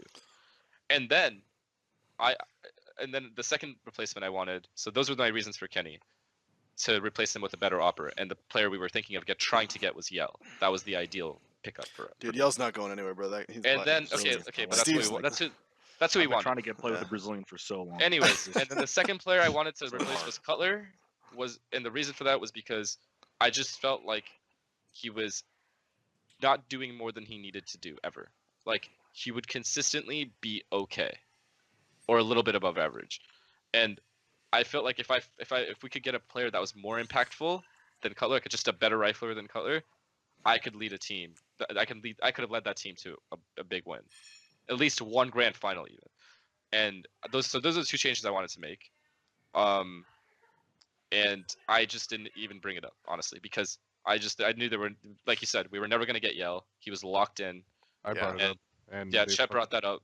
I agreed with him, and it didn't end up happening. And then obviously, like at that point, there was nobody. Everyone's under contracts with buyouts of like $1 million. Dude, it's hard to buy out a player because you're like, hey, Org, want to get this guy? He's only 80K, and they're like, nah, not really. Like, and they'll get mad at you for not getting results, but at the same time, it's like, well, if you're not going to dish the money to improve the team, there's only so far you can get sometimes with certain lineups. Like, eventually, a mediocre team will maybe you can make them to from right here to like up here. But if you want to like go way higher, you might need to get like an all-star player. You know, like.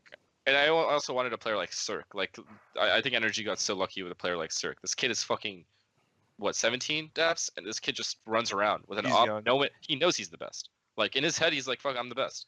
And that's what I wish Kenny was. I wish Kenny was like that. And sometimes he is, but most of the time he isn't like that. that's exactly how Mixwell was too. When Mixwell came Yeah. to NA the first time, he's like, I'm better than all these players. Right, Yeah, and the like, thing Dab- is, when you have that type of attitude and you have that type of confidence, that's key. You're gonna win, especially when your opera is like that. The most impactful gun in the game is gonna fucking do damage. When you have an opera, the person wielding it is the most confident player on your team.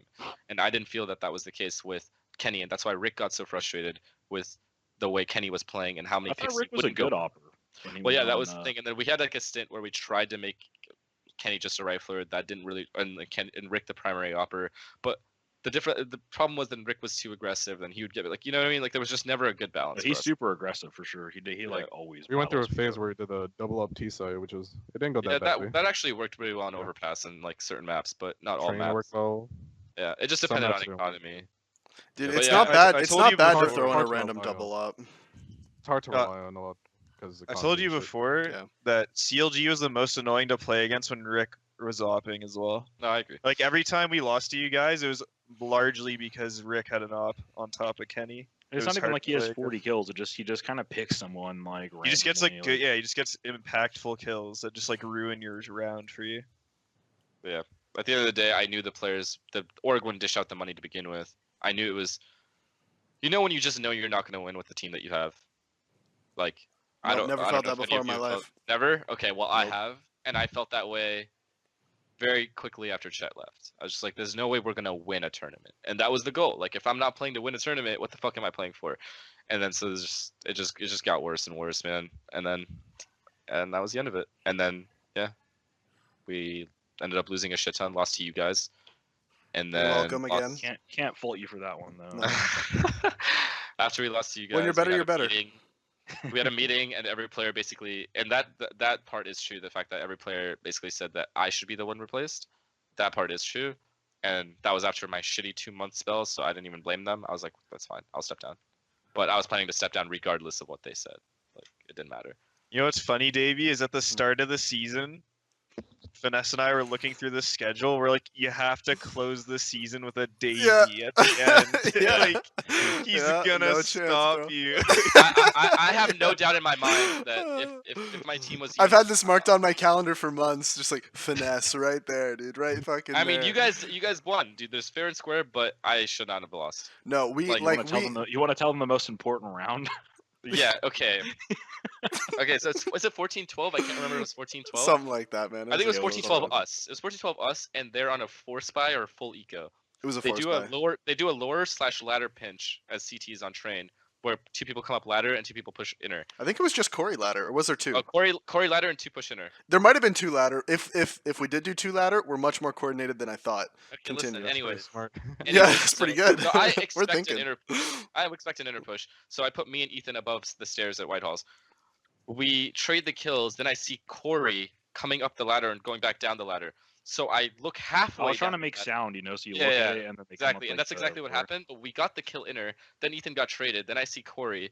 So I look at Corey. I light him up to like 10 HP. He comes back halfway up the ladder. On the ladder, and headshots me with a CZ while on the ladder. You should have heard the And laughter you know that why, ensued though? in team You know speak. why I went back up? Because you threw a molly down there, and I was gonna die in Yeah, fire. exactly. I So just you went back flew up and just won the gunfight. That you never. This game should never reward that, and it did. No. In a Dude. big match, and then it turned into a 3v3. Rick just ran up Ivy, died to somebody. That guy took Rick's AK and then won the round with it. Dude, And it you became should have 14. you should have heard the laughter that ensued in TeamSpeak. Corey came out and went up the ladder, fucking CZ'd you, and you just hear him start laughing over TeamSpeak. And then he's like, "Dude, Finesse is gonna be so mad." And I then even typed and then that. dude, No, and then in FNS the didn't freeze, type for 20 seconds, and I was like, I guess he's not mad. And then, I and typed. then you're like, this game's a fucking joke. No, honestly, that boosted our spirits because we were all laughing about the No, that fact was a that he huge. killed That round you. would have made us 15-12. No, it's not even so It much that probably we would won the have. round. It's just the manner in that Corey flying CZ'd you that made it so much better. We were all like, all right, we can't lose now. Like, this is a win now, no matter what. Yeah, that was a good one. And then I got another one in the next train match I played. Same thing. I went up a ladder and killed someone. So apparently that's the thing. If to do. anyone's anti-stratting us, they know. So- Watch out for There's Corey. another thing I forgot to mention on CLG, and this is probably like the shittiest thing someone's ever done to me that I've like worked with. All right, so I don't. Do you know where players joke around and they're like, "Oh, we should make our own org," or we should leave this org and shit. It's just jokes. If players really wanted to step down or leave, they could just tell the org they step down or leave. I never did that. So me and a bunch of other players and the coach and our development coach, we'd all joke around at airports and stuff like, "Fuck, dude, we get paid so much less than like this team, but we're so much better than them." Blah blah blah. And honestly, it was all jokes. Like it was never like we're trying to leave this org. We're all contracted. We can't even leave it if we wanted to. So at the end of the day, it was all. At the end of the day, it was all Dude, jokes. we all make those jokes All- that we should be like a FaZe Academy team. Yeah. It's But, like, like, but at the end of the day, it's why all not? jokes. So these are or like we'd have like private conversations where I'd be like, "Hey, I just feel like we're underpaid compared to everybody else." Which, by the way, we were. We were paid way less than some of the teams we were better than, in NA specifically. So What was was everyone on your team paid the same? I'm not sure. Do you I know- don't think so. No, they weren't. But listen. Let me Okay. finish the Yep, story sorry, so I keep don't lose going. my train of thought. Sorry. So basically, we'd all joke around about it. So one day we have this random meeting, all right? And our development coach, by the way, is the coach that has one-on-ones with us, and it's Mike. He has one-on-ones with us where we tell him stuff in private, like, oh, like if I feel like this org is shitty or something, I'll be like, yeah, this fucking org sucks. But it's in private, right? That's what a one-on-one is. It's like me telling my what's psychiatrist, psychologist, whatever the fuck, the people that aren't allowed to say shit like to the Therapist? police or whatever. Therapist. Thank you. Fuck, I'm an idiot. I think So they're all the same basically- thing, to be honest. yeah. I don't think it Anyways, matters. so basically, I felt like that's what the type of session it was, right? Like, these are the one-on-ones. You shouldn't be saying anything that I say to you unless I murdered somebody. So basically, Okay. so we have these one-on-ones throughout the year, blah, blah, blah, whatever. Somehow we have this random ass meeting. Nobody knows what it's about. Mike doesn't tell us what it's about. Chet doesn't tell us what it's about because he doesn't know. Chet was at home in New York, but he's brought into the meeting via cell phone on Skype. We all enter a room in the league house. We all go to the League of Legends house, and we all enter this meeting room. It's our whole team, Mike, our esports director, and then Chet in the middle on the phone. So the meeting starts off with like I don't remember Chet how it started off, but like basically it was about the fact that like players have been set, like players have a bad rep Or, with like the org. being like bad attitude or environment. we Or had, no, like, no, a bad team attitude. culture, something like that. Something Yeah, like that. and I was confused. I'm like, what the fuck is going on here, right? And then Matt says that Mike told him that we're saying things, and specifically I'm saying things about the team, like, oh, I'm trying to like I hate this org, or I want to leave this org, or I feel like we get paid like shit, like fuck this org. So it's stuff I told him in private, mostly as jokes, if anything. Mainly this was shit that we discuss in airports and stuff. All of us did this, but somehow he threw me under the bus and said that I was the person that was like sitting there saying this org sucks and like how I like, you know what I mean? I have never professionally had that done to me before, like where somebody just throws me under the bus like that when he was a part of it. Like he himself was a part of that entire thing where like everybody talked about like wanting to leave the team, and he was 100% a part of it. Chet could fucking agree. Like he was a part I of was a it. part There of was it too. yeah, and Chet was a part of it, and we'd all joke around. So But basically, I was on the way out of the but door. somehow the guy that did it also, the guy that was a part of it, snitched on me and said I was the only one that did it. Job security I- did? The second it happened, I looked at him. I stared right into his eyes. I'm like, are you fucking kidding me? Like, there's no way you just threw me under the bus like this. And I didn't say a word to him. And after we had a one-on-one where, and his question to me was, because at that point Chet was leaving for Optic too, and the first question he asked me is, so how does it feel, like, and he asked me this genuinely. He's like, how does it feel to have like two coaches betray you at once or something? Because Chet left, right? So like that's what he meant by like Chet Oh. betraying us. Just And I'm stab like, me bro, hard. and I was like, dude, you did what Chet did was way more acceptable than what you did. Like I understood Chet's reason for leaving. This guy threw me under the bus, and his reason for throwing me under the bus is because he felt like he couldn't get things across to the team. He was like, I feel useless, blah blah blah. Like you guys don't listen to me, all this shit. So he throws me under the bus and says that I'm the guy like having all these conversations and wanting to leave the team and shit. So he goes and tells the organization this. I call him out and say, why the fuck would you do that? And his answer to me is, dude, I'm on the org side. Like, but then why are you having one-on-ones with us? You know what I mean? So at the end of the day, I just lost all trust for him too. Like after that, and then I just didn't really even ever have a one-on-one with him other than telling him that I wanted to leave the team. That was the only one-on-one with him that I had after. So let's just say my run on CLG this time around wasn't any like it was just a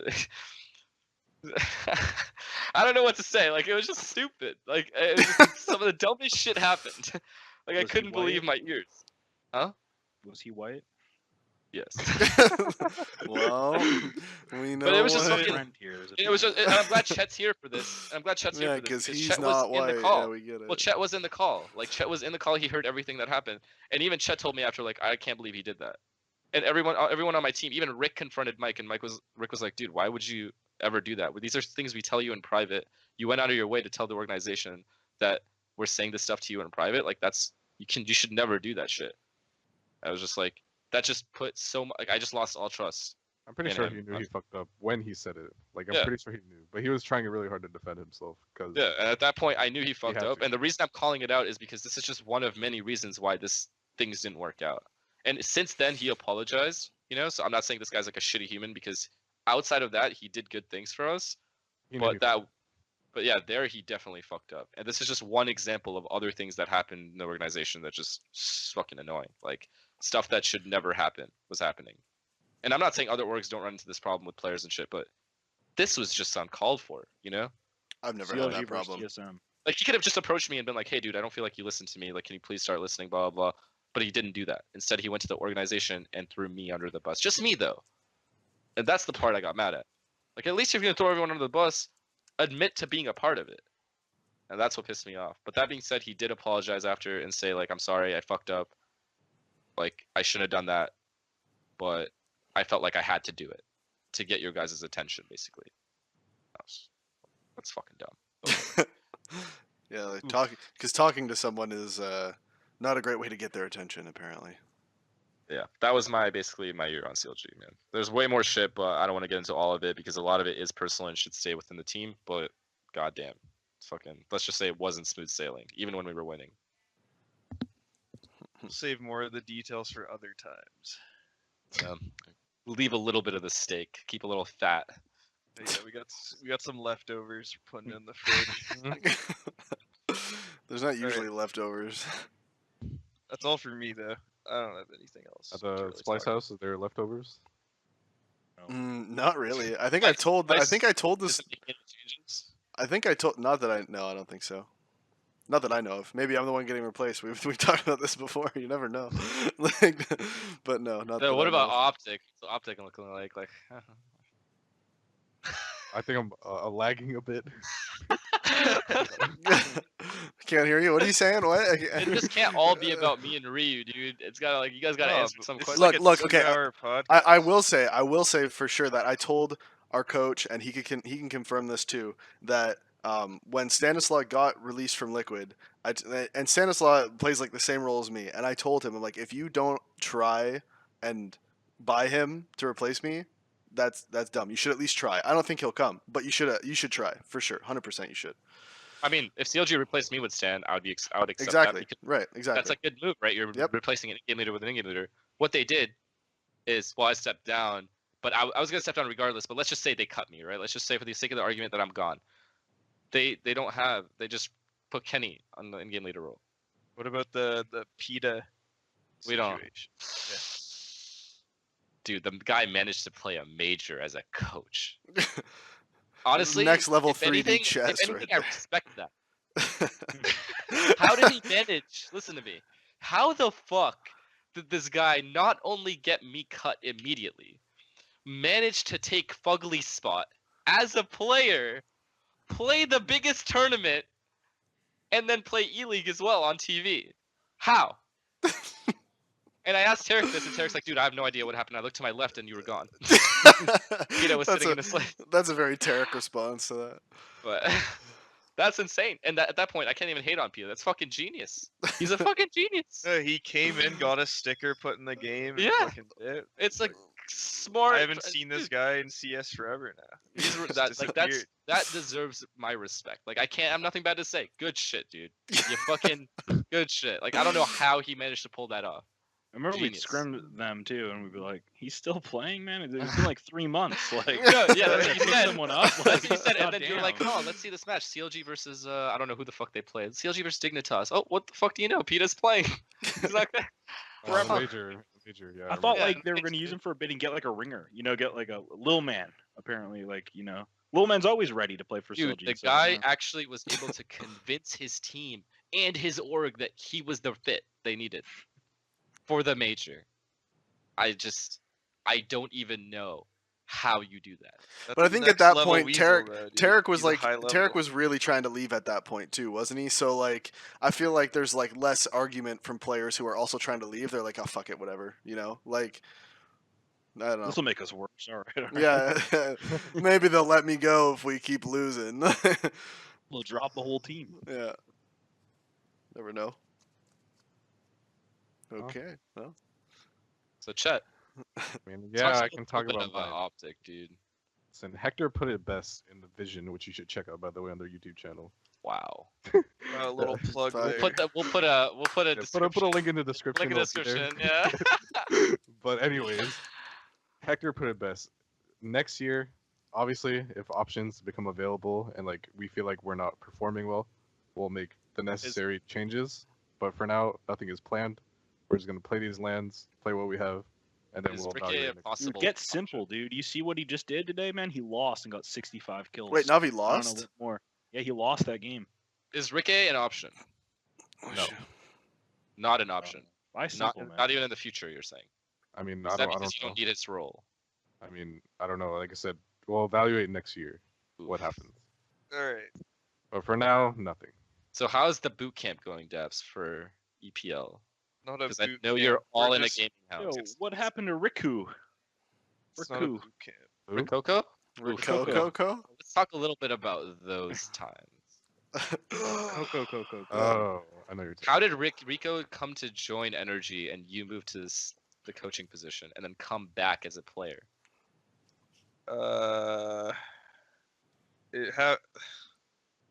Like I didn't want to play anymore.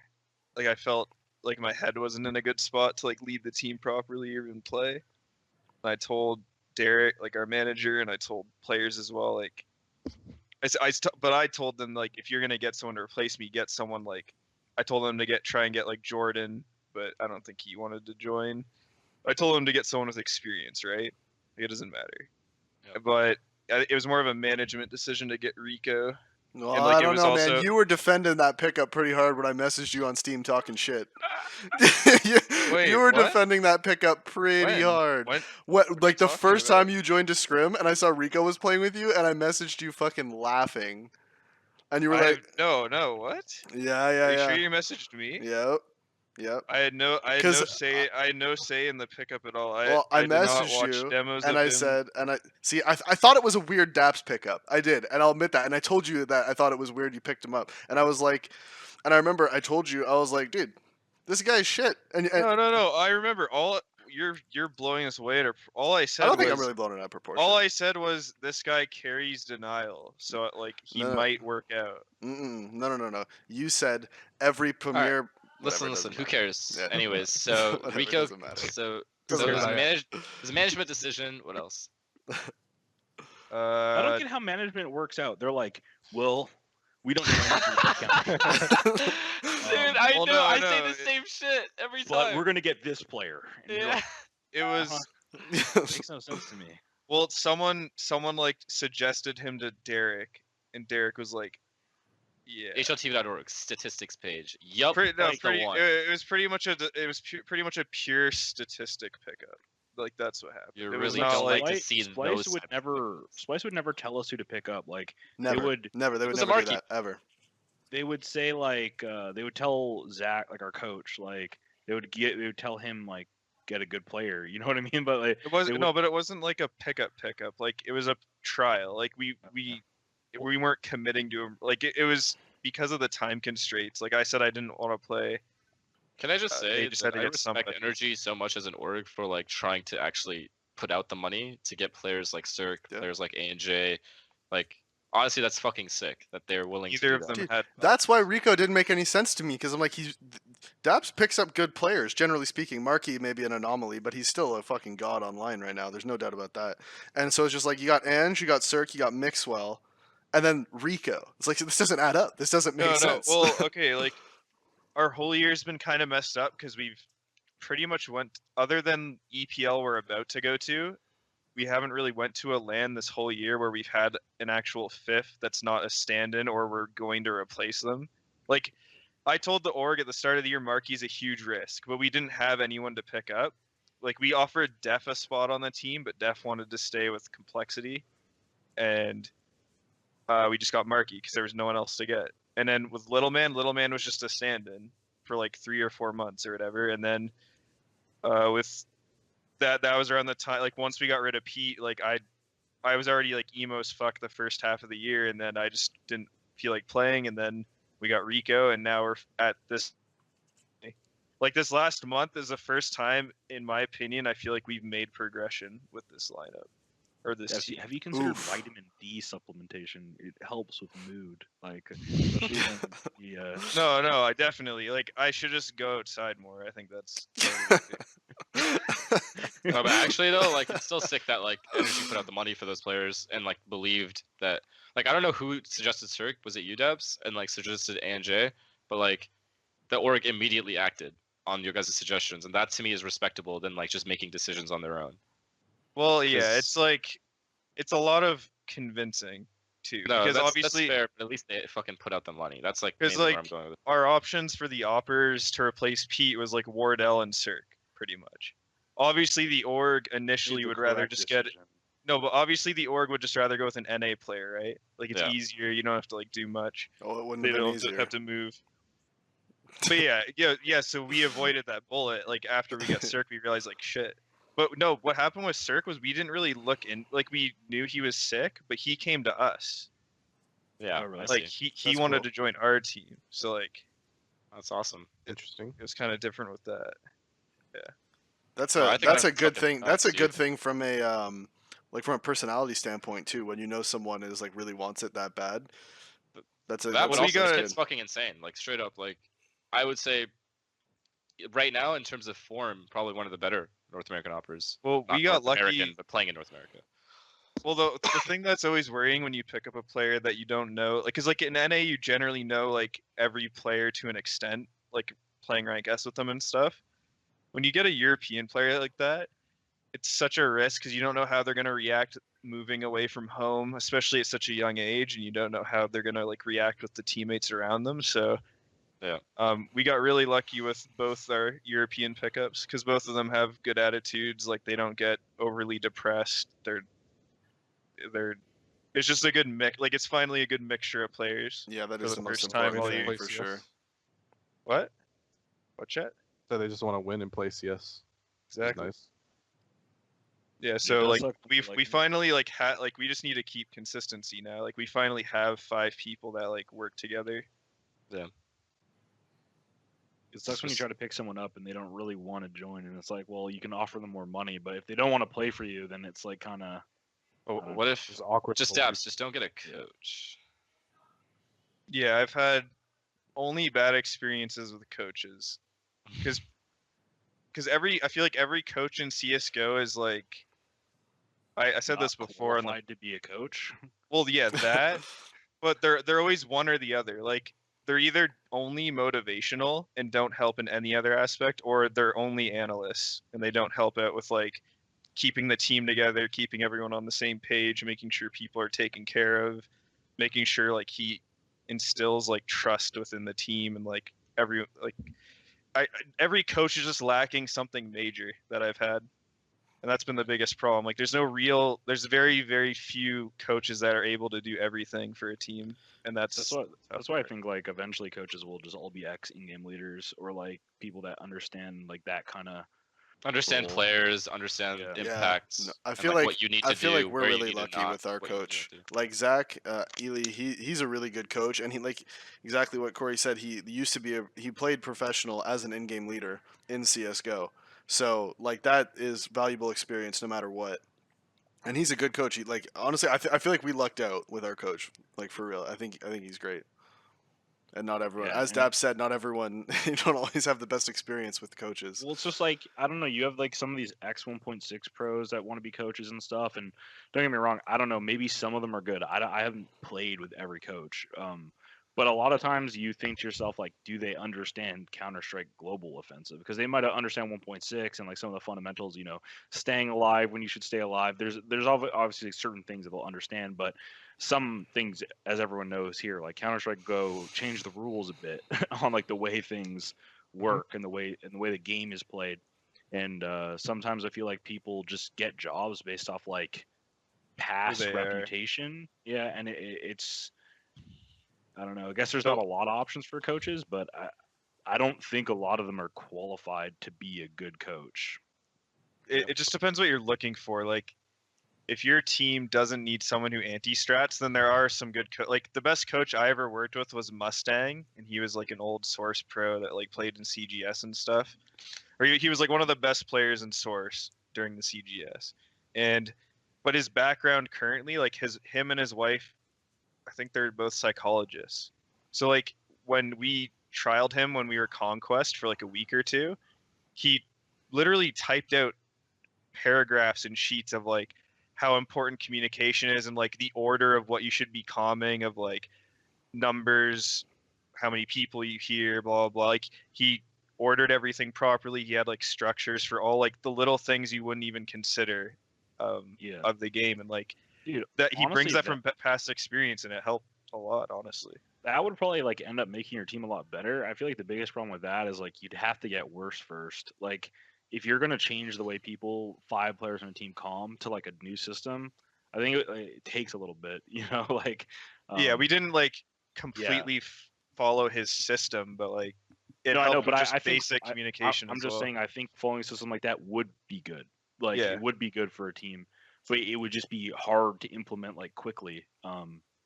I think there's a lot of things that teams don't do efficiently in Counter Strike. I think everyone knows that, but like I'm sure Chet would change the way that certain things did as a coach. Is like, you haven't played professionally for years, right? So looking from the outside, you probably think, oh well, that could be done better. But it's just, people have been playing for 10 years a certain way. It's hard to, change like little things.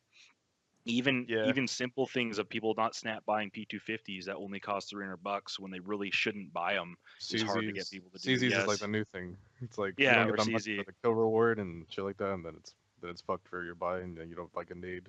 It's just Yeah, tough. Every coach is like a positive and negative, right? Like the one thing I remember when Paulie was our coach for a little bit, the one thing Paulie did that was actually good was our nade usage used to be really bad, so you'd always remind us to like when the time's low, like you throw your mollies before they actually execute, like waste even more time for them, like little things like that. Like Paulie was good with actually like more mechanical stuff, but strategy and all that other stuff he didn't really help with.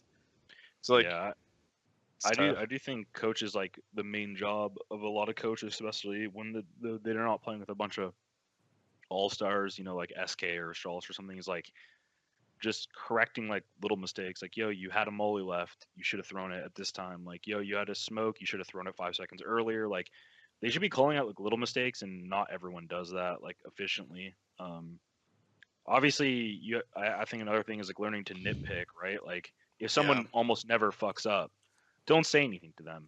Like if it really was just an isolated incident where you have a player like, If anything, like be like, hey, dude, don't worry, like that was Yeah, good play exactly. regardless. Lack, Yeah. no stress, shit like that. Yeah. Because Yeah, if you like completely limit a player, he's gonna be afraid to do shit always. Yep. yeah, exactly. And I think there's that balance of like, you could be like, oh, you died there, it's a bad play, but it might not have been.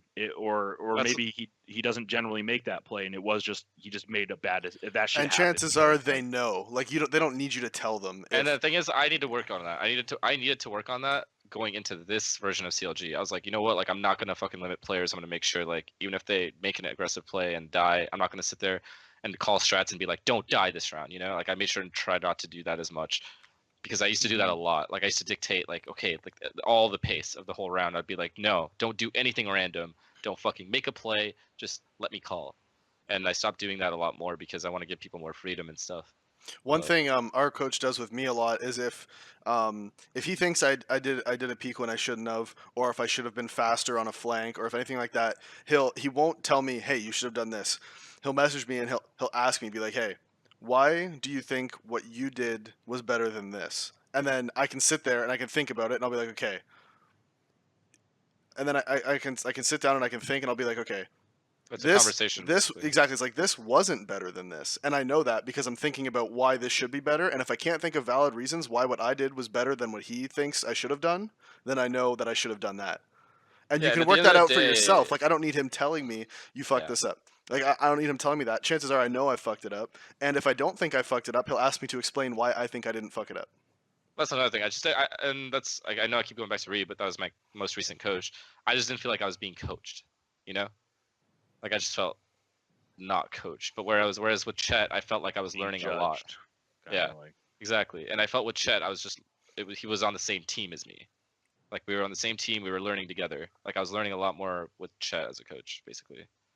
I think sometimes, like from my perspective, when when a player like does like a play, like say he's beating team mid on train or something, right? Like sometimes it's the right idea, but they execute it poorly, and like I think that's where a coach can help you as well. Is like if they do it poorly, but it's the right idea, you can like tell them how to like upgrade their play. Yeah. That's like really It's like, hey, like this peek at T mid here wasn't bad, but your teammate at Yeah, like Ivy a had a punch. smoke. So maybe wait for your teammate at Ivy to throw a smoke, because then one of their guys might turn and look at Ivy, and that's one less person you have to worry about who might be looking at T mid. You know, just like little things like that that are good to just point out, because you don't necessarily know what kind of nades your teammate has over on the other side of the map, and then you can coordinate better. And then you know next time you want to do a similar play, you're more coordinated. I just always stress people not making plays when we're like going to be literally like $1,500 broke the next round. Like I think that's like the worst time to make your all-star play. Like I rather people make plays like when we have some sort of economy to back up. Like, you know what I mean? Like, Yeah. you're losing 0-4, you have no money, and then your teammate runs it's out very mid and situational. dies. Yeah, and you're like, shit. Well, Sometimes nice though, try, but sometimes if your economy is going to be broken though, sometimes you would have to do a play. yeah, well, It's it very depends. situational. Yeah, it depends. I just more mean like someone going for that solo, like Yeah. you know, like a big risk play, not just like a little play that's maybe randomly gets punished. But What I find with CS:GO more than the other games is that it's just all about when you do stuff more so than it being right or wrong. A lot of the time, like I even watched some of my old matches on Conquest. Like we beat Dignitas on Cobble, literally rushing B, only throwing flashes, like not even throwing smokes. Like we that was your didn't number play one well strat. I at remember all. playing you guys. You just rush Yeah. B every We round. just Every like round. on almost every map. We just 4-1 rush B every round. Like that's before I ever called default CS really, and we beat decent. Like we beat Liquid that land too. Like we played retarded, but it just worked because like one That's another. like Sorry, go ahead. it's like one Dignitas probably never played against a team that just holds W constantly and just takes aim No, duels no, against them. apparently the French teams only do that. No, there's more than just French teams. Trust me. But like, I believe but it. like the point is like we didn't play smart or like proper in the sense of it at all. That's the and one we thing I still try to do won. on this team as well. Like I try to implement good CS, and that's another thing I guess people got frustrated with me about was the fact that like I'd call it default, my player would die at B, and somehow I'm calling badly. You know, like Dude, Corey lost it in not lost it, but he yelled at people in practice a couple days ago for the same thing. They're like, "Dude, we're just defaulting." It's like, "Yeah, it's fucking practice. We're practicing the default. You're all dying. Do it better." like you're like- doing it wrong. Like, yeah, that was funny. it's just annoying because like You people ref just think it's so sometimes. easy to call. I don't know why people think it's. I don't know. It's weird. Yeah. Well, because people are just like, oh, we're losing. Well, the calling sucks. You know, Yeah, like, it's so Can't be easy to anything do that. else. I guess it is pretty easy to just say that. But I, that being I'm said, more that can being said, I understand, do like, call badly sometimes. Like, don't get me wrong, I'm not like a perfect caller, but it's not always the case. well, you know, if FNS is like, yo, walk B, jump through the smoke, like 3 rounds around, you all just getting murdered, then I can Yeah, kind of no, understand being like, all right, well, this sucks. Listen, But- listen. A default is never the wrong call. There might be a better call, but a default isn't the wrong one. You know what I mean? Like well, it sucks when it's you not- ask the coach, "Hey man, like, what do you think I should do?" And they go, you know, "Do you want me to do your job for you?" Yeah, it's like maybe you have some info on a team that there's like a 70% chance they're going to play 3 mid this round on cash. So a better call might be to do a scrim out A that round, right? That might be a better call, but calling a default that round to find out for sure isn't the wrong one, right? Like, Right. so when people complain about calling defaults being called, I find that just like that's just so annoying to me. well, you know, if the defaults are not working in the sense that, like, you're doing default and then you're hitting a site with 5 players alive and you're not winning, maybe there's some merit to it. But if people are dying on extremities and like getting pushed and like, you know, just Yeah. collapsing around the map, then like that's not the strat's fault. Like the default is designed to stop aggression, right? Like Yeah. like that's the whole point of doing a default, is to stop them from getting any sort of Just take some map control, if any. You Yeah. can get some info. You can give to your IGL. Like if cash, if they push and shit, they main. Yeah. You take mid control like instantly. Yep. Like, stuff like that. That protocols, that's what the whole point of default. But a lot of people, what they don't understand is like, oh, we're doing the same thing every round, you know. But it's like, do it properly and it will work. But they don't get that part. Also, one thing players don't realize, some players at least, is that you can call the right thing a lot and it still doesn't work. Like sometimes players do just miss shots, or like they miss a smoke, or Yep. missed something, or it just doesn't work. But you made the right read, and it Yeah, that's doesn't why- work out because people fuck up individually or make a dumb decision. like sometimes we'll do inter execute on train, right? And like, you know, it's a pretty simple strat. Every team has got to inter execute on train, right? And sometimes we'll like win really easily, like in a match or scrim, and then sometimes we'll lose, and I'm like, is the strat not working or are we missing? And sometimes people will just be like, ah, no, I whiffed. And like that's what you got to realize, right? Like players got to realize if they missed their opportunity to kill a guy that was blind and they whiffed and then they got doubled, well, that's not really the strat's fault, you know. Like Yeah. the players missed. You Gotta hit those shots that you're set up for. exactly, much. and it's like, honestly, like teams like SK and FaZe and stuff, they're so successful because like none of their strats are really that complicated, but they're really good at like the mini strats, like just map control, like punishing aggression and just Communication. yeah, You communication. can tell they just have like, good comms for sure. Yeah. no, they have good comms. I'm not saying they don't have strats. I'm not saying that. I'm just saying like, you know, Oh, you don't see SK go line up 5 smokes and throw 3 set Molotovs and hit a site. You barely ever see that, right? Like it's mostly like a bunch of like guerrilla warfare, honestly. It's like a bunch of people kind of roaming around the map doing They little take things. a lot of initiative, the players Yeah. individually. You do, but like going back to missing shots, like you do need those kind of players to win events, like Yeah. because Yeah. like even look at a team like Flipside or Big, for example. Those are two teams, in my opinion, that play like really well, or at least Blade and Gabi both like run those teams really well, and they're good teams. But it doesn't like they could play better than FaZe 10 out of 10 times. FaZe is still gonna smash them most likely. Yeah. Because like Yeah. those are the kind of players where like if you even potentially whiff a shot versus a player on FaZe, you're gonna get destroyed. Like they're just gonna get 2 kills instantly. Those are the players you literally cannot make one mistake against. Dude, it's like when Nico was on fire at that beginning of phase, you know, like when they first won like 2 tournaments in a row or something. I am New York or whatever. Or yes, still New Yeah, York. he's just crouched behind Fountain on in B on Inferno, and like people just run in and just get one tapped instantly. Like there's nothing you could have done. Dude, like, I remember the one round where he's sitting at triple, like new box, and he's got like 6 bolts left in his AK, and one taps 3 guys running in, and you're just Yeah, saying, it's just well, what are you gonna do? like you could have mollied him, I guess. Like you know, but A lot of the times it's on the day. Like if you're feeling it on the day, Yeah. you can't do anything. It's But feeling no. it a lot. Yeah, he happens to be feeling it quite a Yeah. bit. Well, he's insane. Yeah. yeah. yeah, there's a couple players that are always feeling like cold, simple, Nico. Rain. It rains out Rain pretty lately, nuts. The consistent performers. Kenny's pretty consistent for an opper, honestly. Like Yeah. I think it's harder to be like, you know, cold level as an Kenny's opper. a It's just god. harder. Kenny's so good. When he's He's on so fire, good. he's just like the best player. He's just He really he's is. so quick. He's so good. Oof. They're alright. GT's yeah, okay. he knows average. Dude, Probably wouldn't Jeets- last in a matchmaking over here in NA, but yeah, no, it'd be risky. Throw him on a 64 tick Risky. NAMM. It's you never It's know, dicey out dude. here. We might ruin his confidence, boys. Yeah. You never know. he's gonna be like, oh wow, I actually suck. So teams that are going to Pro League finals, Optic and Energy.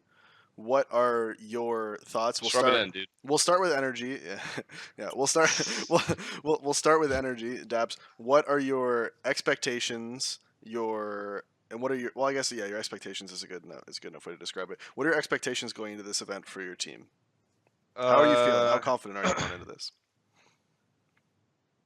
I mean, and personally, I feel like our team is the best it's been all year. That being said, that may not be saying too much. Like we've just like I just came back to playing. Man, going into a LAN confident can Uh, make a huge difference. But yeah, like we're looking for improvement, right? Like obviously it's a tough. Like all the groups are tough. They're all like good teams in every group. Even Misfits, like recently they played really well on LAN versus Liquid at the minor and shit. So Yeah, Misfits they're is no not- joke. so we're just looking to not get destroyed pretty much. Like as long as we're playing well and people are communicating and we're not making stupid mistakes, we can beat the teams there. We just need to make sure we play as well as we do in scrims. If we play as well as we do in scrims, we should do. No, there's no doubt really about well that, at bro. this You guys farm us in scrims consistently. Like we don't stand a chance. Like we try and run in default. Cirque is everywhere. I was He gonna say never Cirque's misses. got to show up. Yeah, If he Cirque is. shows up for you guys. Yeah. You guys will do. I think do pretty well. Yeah, I think that's a big thing because like one of the players that stepped us up for us a lot lately is Fugly actually. Yeah, no, he's been killing it. So as long as everyone's stepping up and playing well, like like I said, if we play as well as we do in scrims, we should have no problem. And as long as the communication's good, I say communication's probably one of our weakest things, which is obviously one of the most important things. So as long as we're all calming well and we're not making dumb mistakes and doing unnecessary things, then should be good. Okay. And we play That's Optic, yes. so Chet. and Okay, Chet. How are you? Good, good. I guess for our expectations, I think we'll most likely make it out of groups, but beyond that, I'm not too sure. Like in BO3s, like Ooh, this sounds like a different Chet from the one that told me I he don't was gonna think our map destroy pool- Fate. I don't think our map pool right now is so insane. So we also just changed like a lot of shit. Like Yeah. Mixwell is opping now, Alu's lurking, HS is entering. Who would you say is your most consistent performer? I guess Magus or yeah, Magus probably most likely. But you think that? Do you think he also has the highest potential on your team? Out of anyone? I think Mixwell does now that he's opping again. Yeah, dude. What he happened was with that? Did insane. you force him to op again? No. Like we talked about it like as a team. Like we're like because our roles were fucked from the very beginning. We're like Yeah.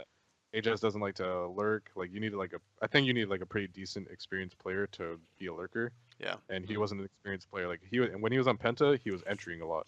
So we were just like, fuck it, we're just gonna change. So someone has to take a one for the team, and that was Alu.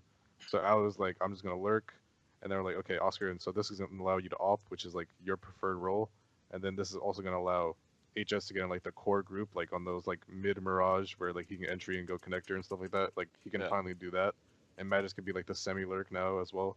Like everything like kind of fell into place. The only thing that sucked is like Alu had to take one for the team, but he's been doing pretty good at it. So like he's a smart player, so I have confidence in him to do it. You got to be ready, man. Daps does some slimy vetoes. Yeah, I know. Him and Nip are the two vetoes I'm most scared of.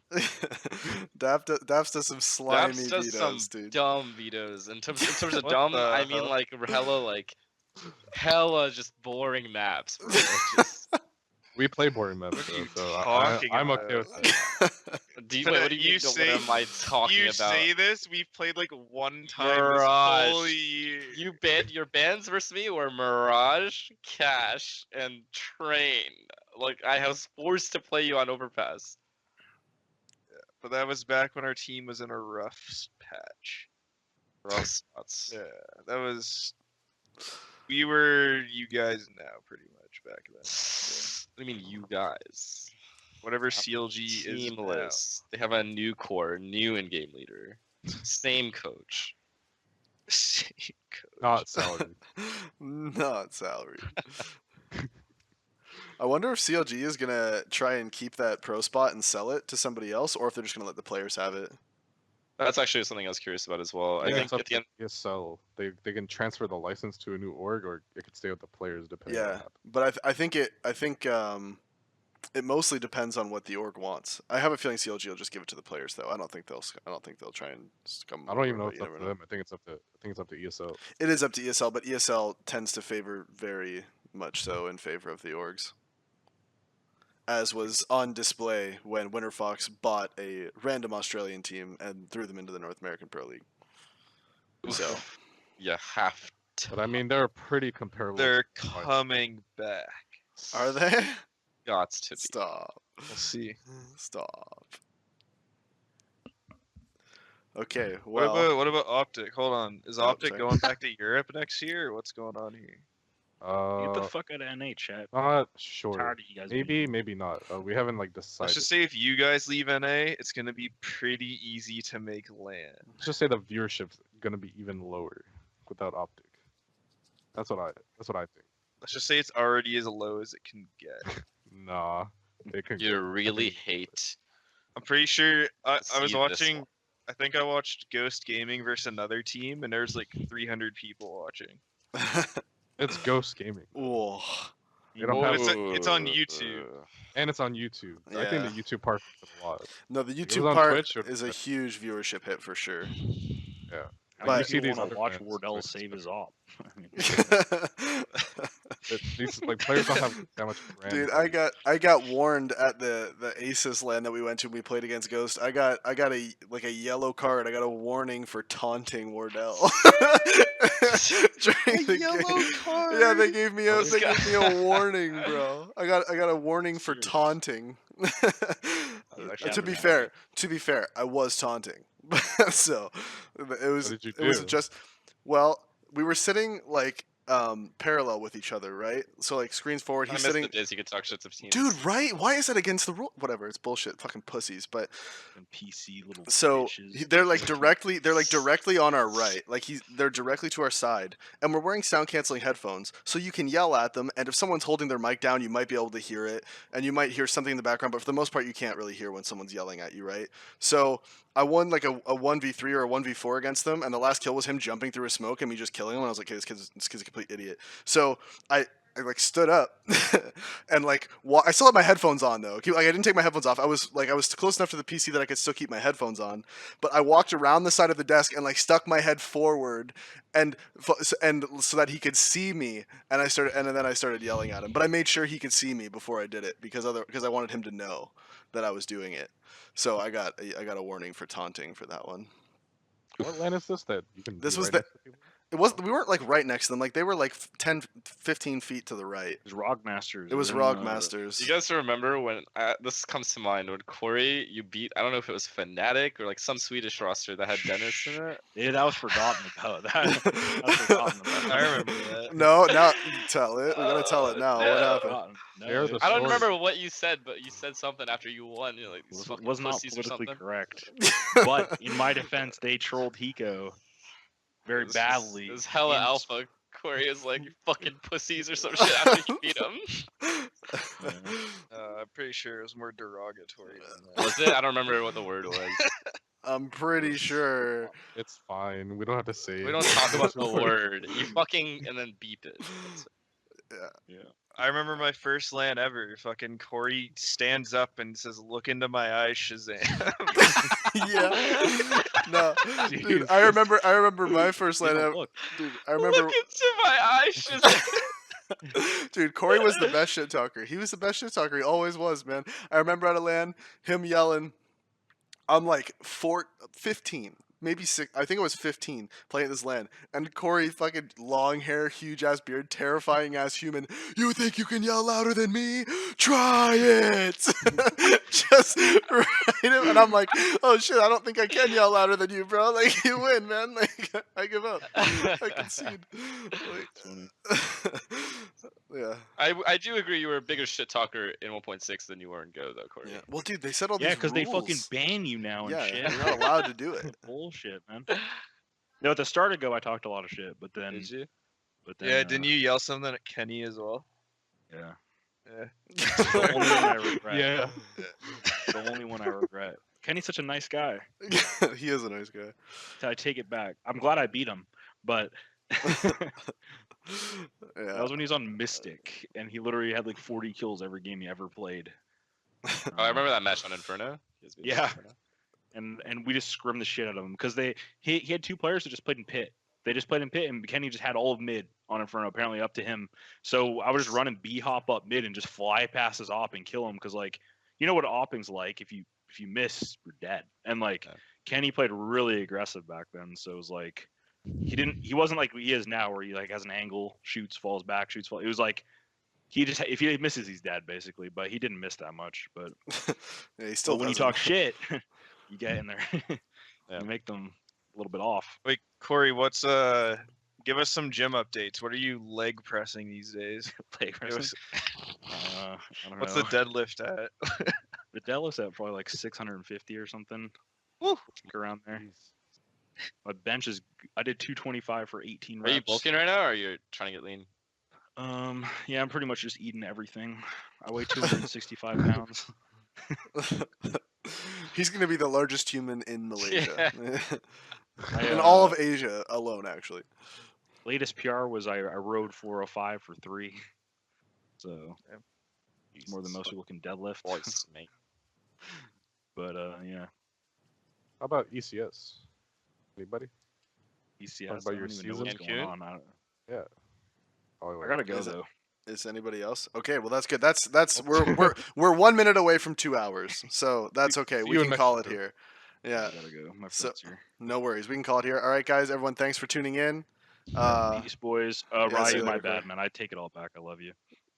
he doesn't take it back. All right, all the cameras are all messed up now. Perfect. So we're gonna call it. Have a great Everyone, one, thanks for guys. tuning in to Yeah. episode 6. Sorry the wait's been so long. Bye. Bye.